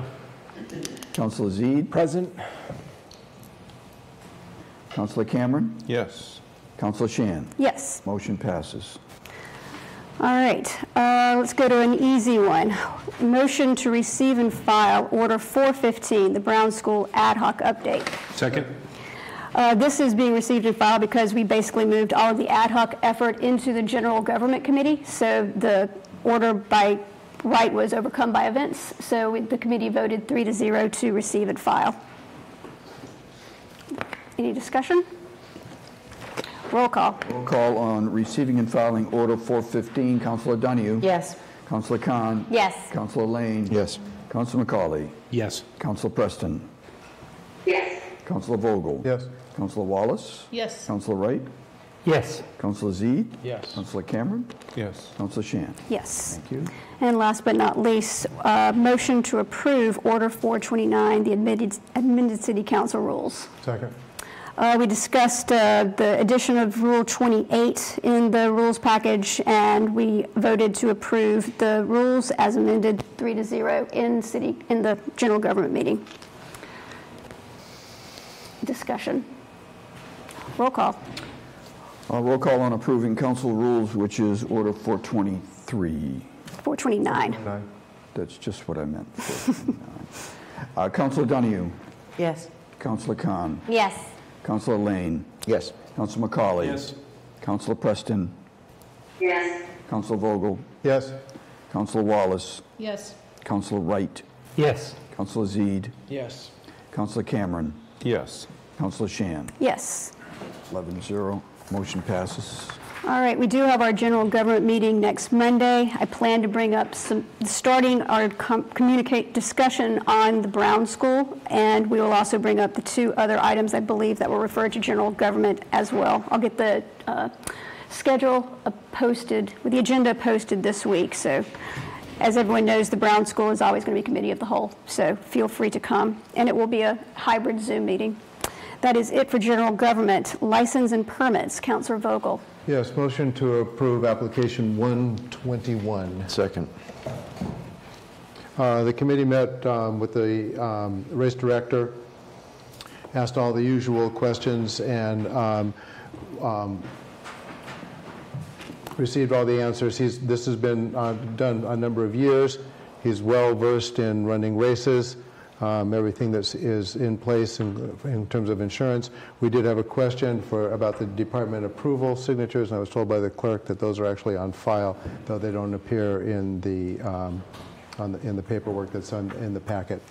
Other than that, unless any of the committee members would like to add some color to the effort, I seek your approval. Discussion. Roll call. Roll call on approving application 121. Councilor Donahue? Yes. Councilor Khan? Yes. Councilor Lane? Yes. Councilor McCauley? Yes. Councilor Preston? Yes. Councilor Vogel? Yes. Councilor Wallace? Yes. Councilor Wright? Yes. Councilor Zede? Yes. Councilor Cameron? Yes. And Councilor Shan? Yes. Thank you. And motion to approve application 122. Second. Second. This was for the resale license, and the applicant was actually present, was actually spoke very highly of the effort, and seemed to be enjoying being here.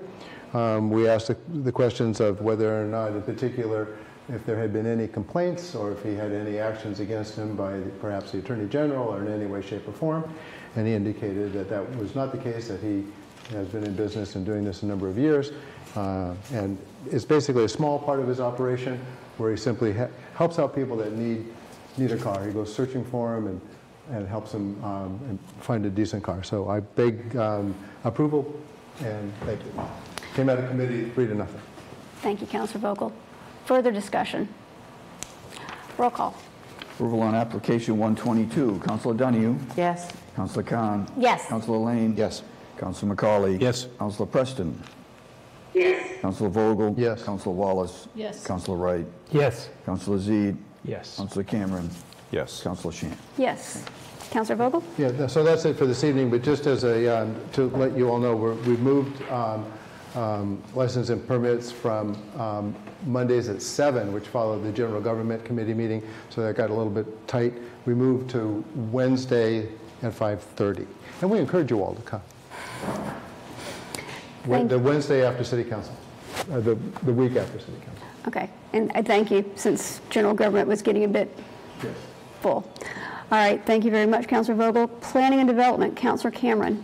Thank you, President. Motion to approve Ordinance 136, General Code Amendment, Planning Board membership. Second. Discussion. Thank you.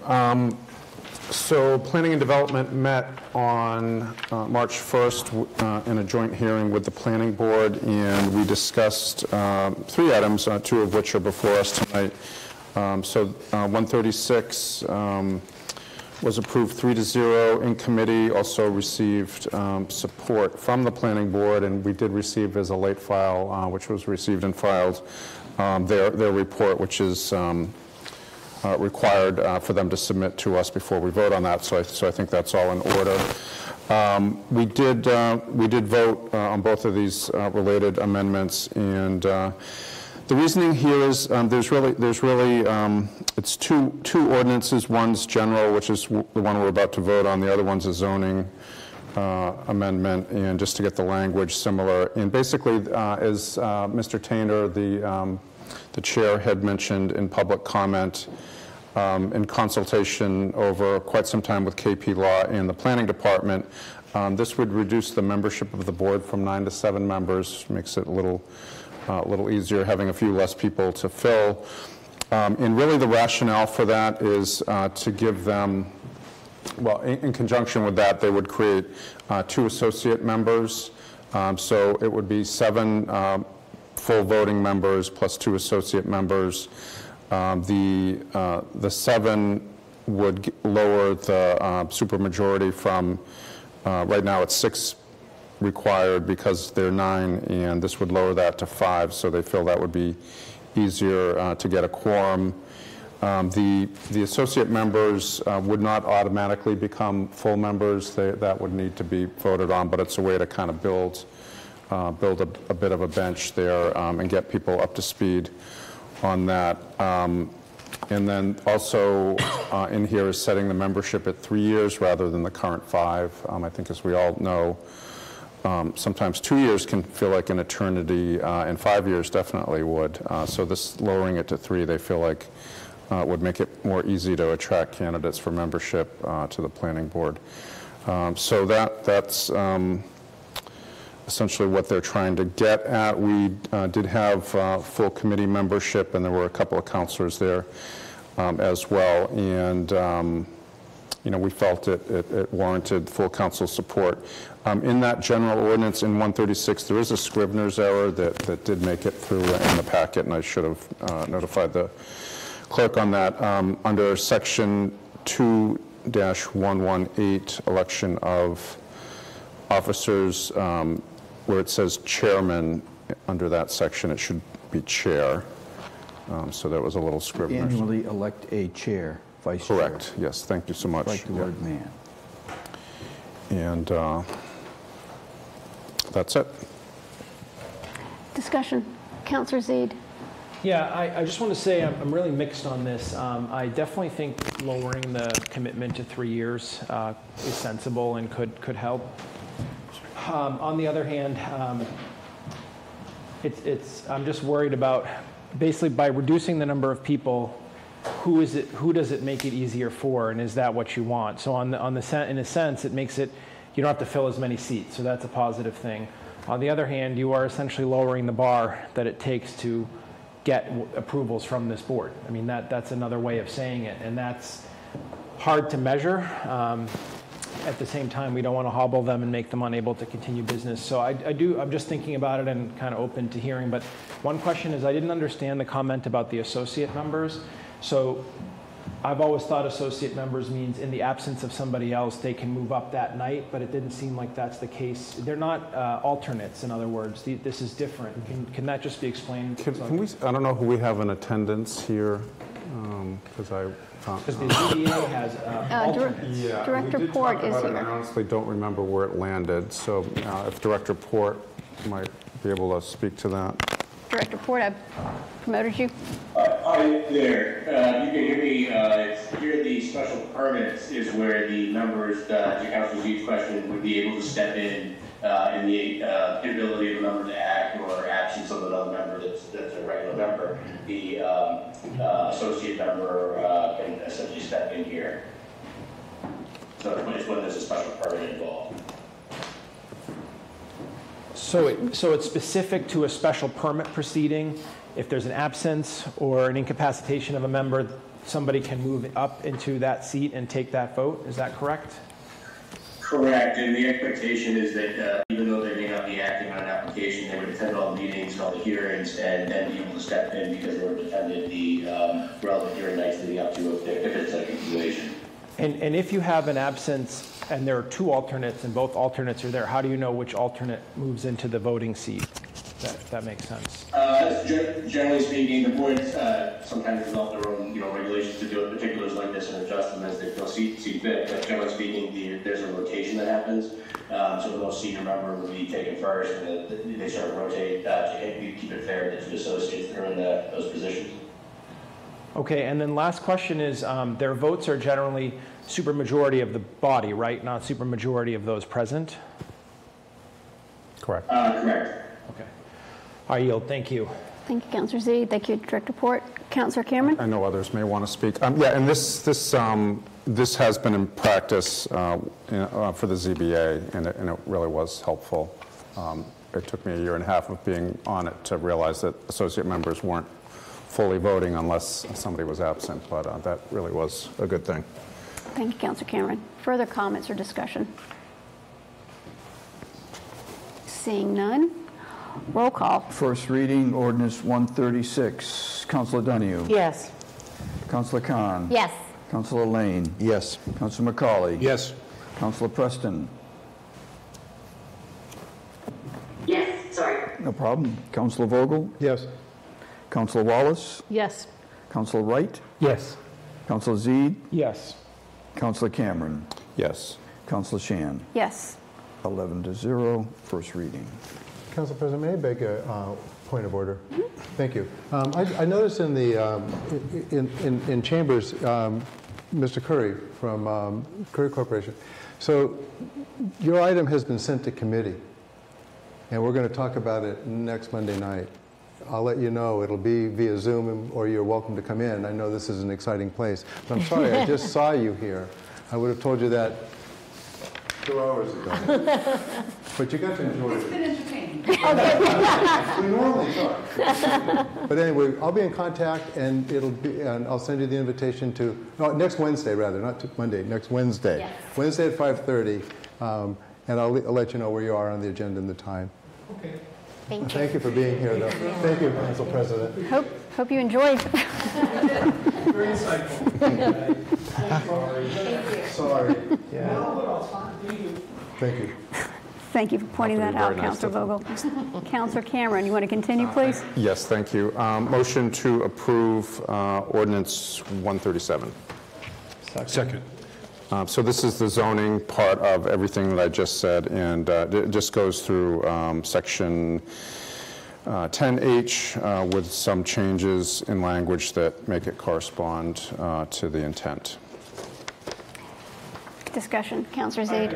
I'm sorry, I just have one last question. So if a permit, and maybe this is for Director Port, if a permit is in flight, an application during this, the last one said that until it hits 7, it acts like a 9-member board. So I just want to be clear that a project could have come in, started when it was a 9, and it could end when it's a 7, and that is okay. That's just, does that make sense? Yep. Director Port, did you hear the question? question? I think I see what you're saying. I don't anticipate us running into a situation like that, but if possible, we have to kind of keep an eye on applications to make sure we don't run into procedural issues or things like that. But yes, that is correct. Did review it with KP Law to consider the transition time, but we're also keeping an eye on the agenda and types of applications for it as so that hopefully we'll not feel that any confusion. Okay, thank you. Further discussion or comments? Seeing no hands, roll call. First reading, ordinance 137. Councilor Donahue? Yes. Councilor Khan? Yes. Councilor Lane? Yes. Councilor McCauley? Yes. Councilor Preston? Yes. Councilor Vogel? Yes. Councilor Wallace? Yes. Councilor Wright? Yes. Councilor Zede? Yes. Councilor Cameron? Yes. Councilor Shan? Yes. Thank you. Motion to receive and file communication 445, 59 Low Street Plan. Second. Thank you. This, we were remiss in getting this into the packet. We voted a couple of committee meetings ago to receive and file this. This was a lengthy presentation from back in November from the mayor's office, and I think at that time The presentation was given, but it wasn't formally in our packet, so I think we asked for them to send it to us, which they did, and it went to Planning and Development again. Lots of discussion around Low Street, but this is not part of it at the moment, other than this background. So just to receive and file, that would be most appropriate. Thank you, Councilor Cameron. Further discussion? Seeing no hands, roll call. Roll call on receiving and file communication 445. Councilor Donahue? Yes. Councilor Khan? Yes. Councilor Lane? Yes. Councilor McCauley? Yes. Councilor Preston? Yes. Councilor Wallace? Yes. Councilor Wright? Yes. Councilor Zede? Yes. Councilor Cameron? Councilor Shan? Yes. Anything else, Councilor? And we are working, I believe, on a date for a joint hearing with the Planning Board in April around short-term rental. 19th. I've heard it's the 19th. According to Andy. Thank you. I probably have it on my calendar. I don't even remember. All right. Thank you. Councilor Wallace, Public Works and Safety. Thank you. Motion to receive and file appointment 384, John Eric White as temporary DPS director. All right, so this particular motion for receive and file, as the Chief of Staff had explained to us in the committee meeting, that it is not required for us to approve him, so this was more of a communication to the council.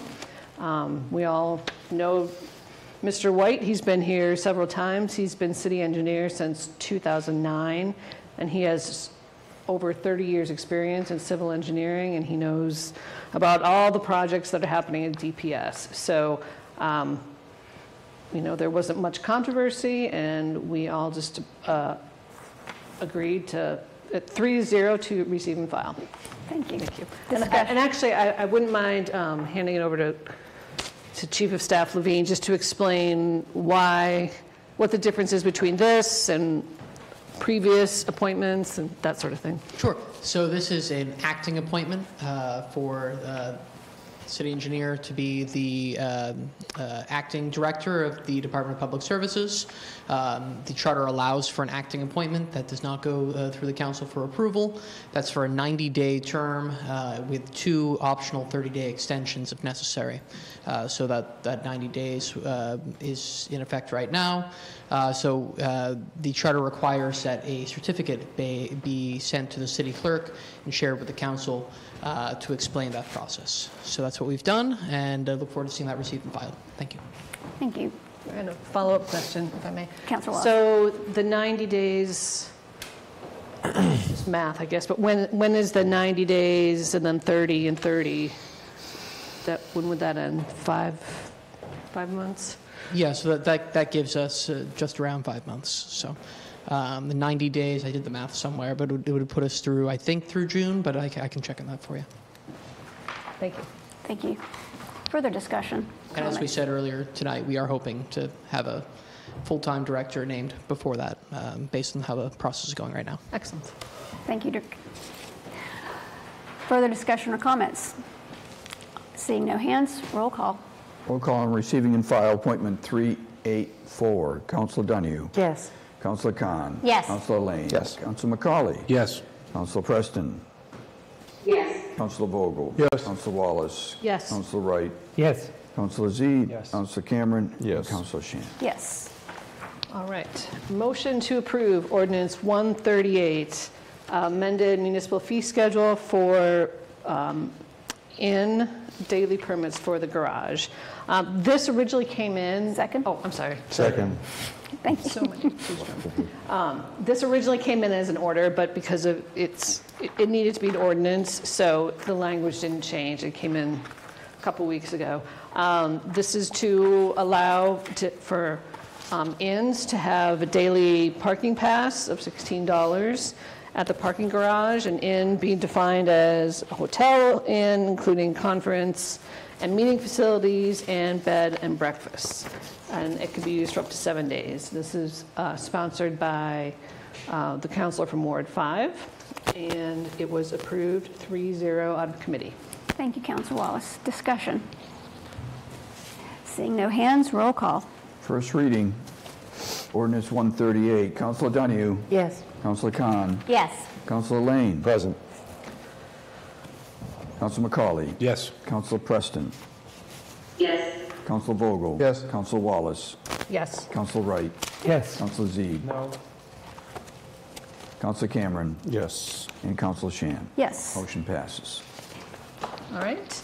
And then just an update here.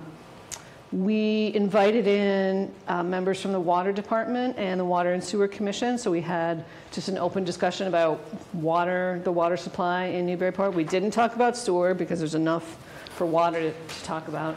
But Superintendent Tom Cusick attended, John Carey, who's the distribution manager, Chair Roger Jones from the Water and Sewer Commission, and 3 or 4 of the members, and I don't remember all their names, but John Eric White was there. And John Eric gave a very nice presentation on just a nice summary on the different projects that are going on, just so that we can understand come budget season what these are when we see them written down on paper. So I'm going to actually ask him to send that to me so I can post it under the meeting notice, because these images and summaries are in all sorts of different reports, and sometimes it's hard to digest, but he gave a really good clear-cut presentation of like, here are our top priorities and this is where they're at.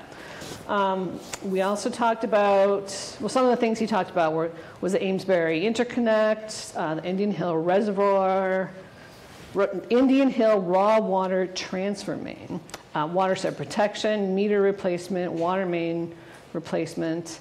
And then we also got into a discussion with one of the communications that had come in with former Senator and former City Councilor Katie Ives, where she had some concerns about PFAS. So we had a really fascinating discussion on what is PFAS, how do you treat it, how do we compare to other communities. So we're still in discussions about that, but it all tied into this discussion about what are our priorities for water. I think the next steps are, well, to continue the conversation and the PFAS discussion. So I think I'll schedule a meeting just for water at some point, because there was a lot of material to pack into the committee meeting. But Superintendent Cusick offered a tour of the water treatment facility, and I said, hey, I bet some counselors might want to see that. So I'll try to set something up. Some may not, but some may want to. Very interesting. It is, I'm sure it is. It's changed a lot over there. I'm sure it has. So that is a summary of that, but just really great to have all those people in one room, and then even the discussions you have afterwards, really worth it. And I give Councilor McCauley credit, because he's done this in his committees, and he encouraged it in this particular committee, and so far it's worked out very well. And then just one more report. Next week, March 21st, from 5 to 6:30. I don't know if it's going to be only Zoom or hybrid yet, but we will be talking about the streets and sidewalks plan, and get into detail, so you can spread that word to your residents. All right, that is it. Thank you. All right, thank you, Councilor Wallace. Go to the order. Councilor Zede. Thank you, President. I just, I do, as is often during the time with go to the order, it's time to address council operations. Mm-hmm. So I do want to make my exception known to how public comment went tonight. I know the president's under tremendous pressure, and I respect that. At the same time, it does make me uncomfortable to cut off residents, and mentioning councilors by name was never a bad thing before. And before you chew my head off, it's not just me. You know, I don't know if everybody saw the KP Law update. So the Supreme Judicial Court of Massachusetts just issued its decision in Barron v. Calenda. If you read it, and it was concerning the constitutionality of a select board policy addressing participation during public comment, and the court concluded that policy, which sought to implement standards of civility for public comment by limiting critique and rude or disparaging remarks, violated Article 19 and 16 of the Massachusetts Declaration of Rights. Later on, it says, we encourage municipalities to review the form and practice of their public comment policies, ensuring that there is no attempt to regulate civility, rude, or disparaging remarks, or other content-based criticisms of public officials. I know nobody wants to hear that. I have been on the receiving end. We all have. It's just part of the job.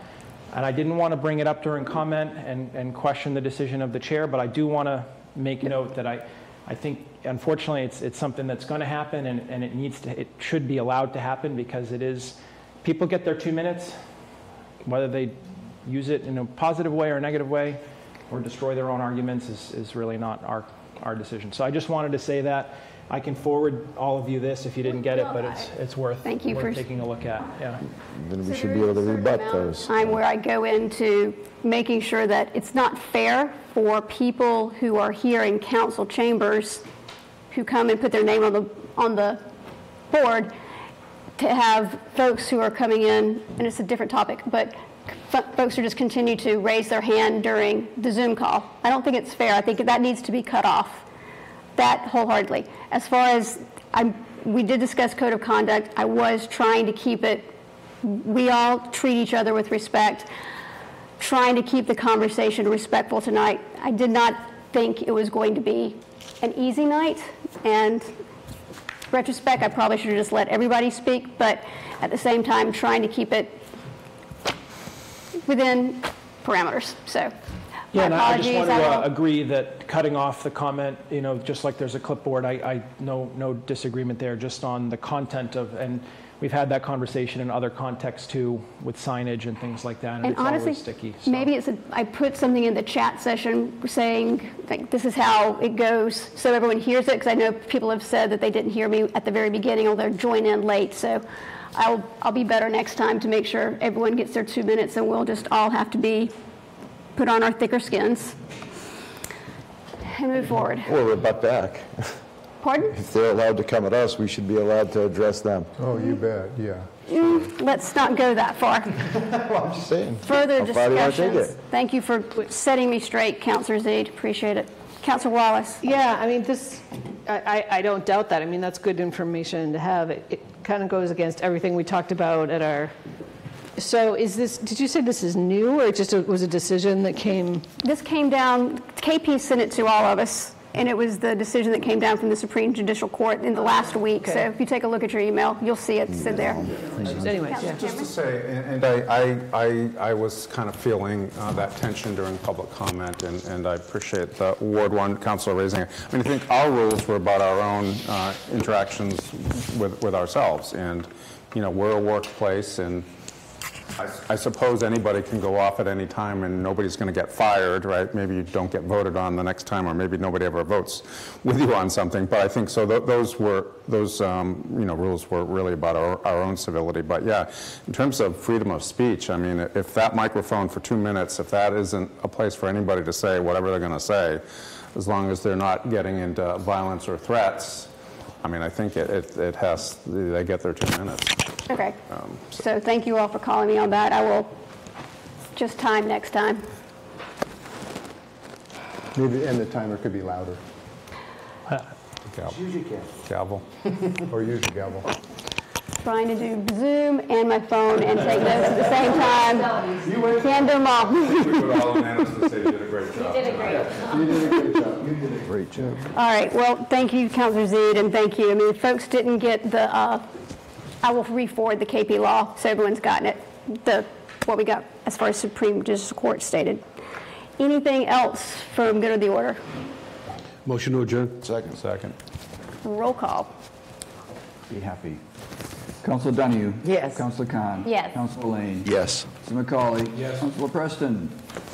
Yes. Thank you, Councilor Vogel? Yes. Councilor Wallace? Yes. Councilor Wright? Councilor Zaid? Yes. Councilor Cameron? Yes. Councilor Shan? Yes.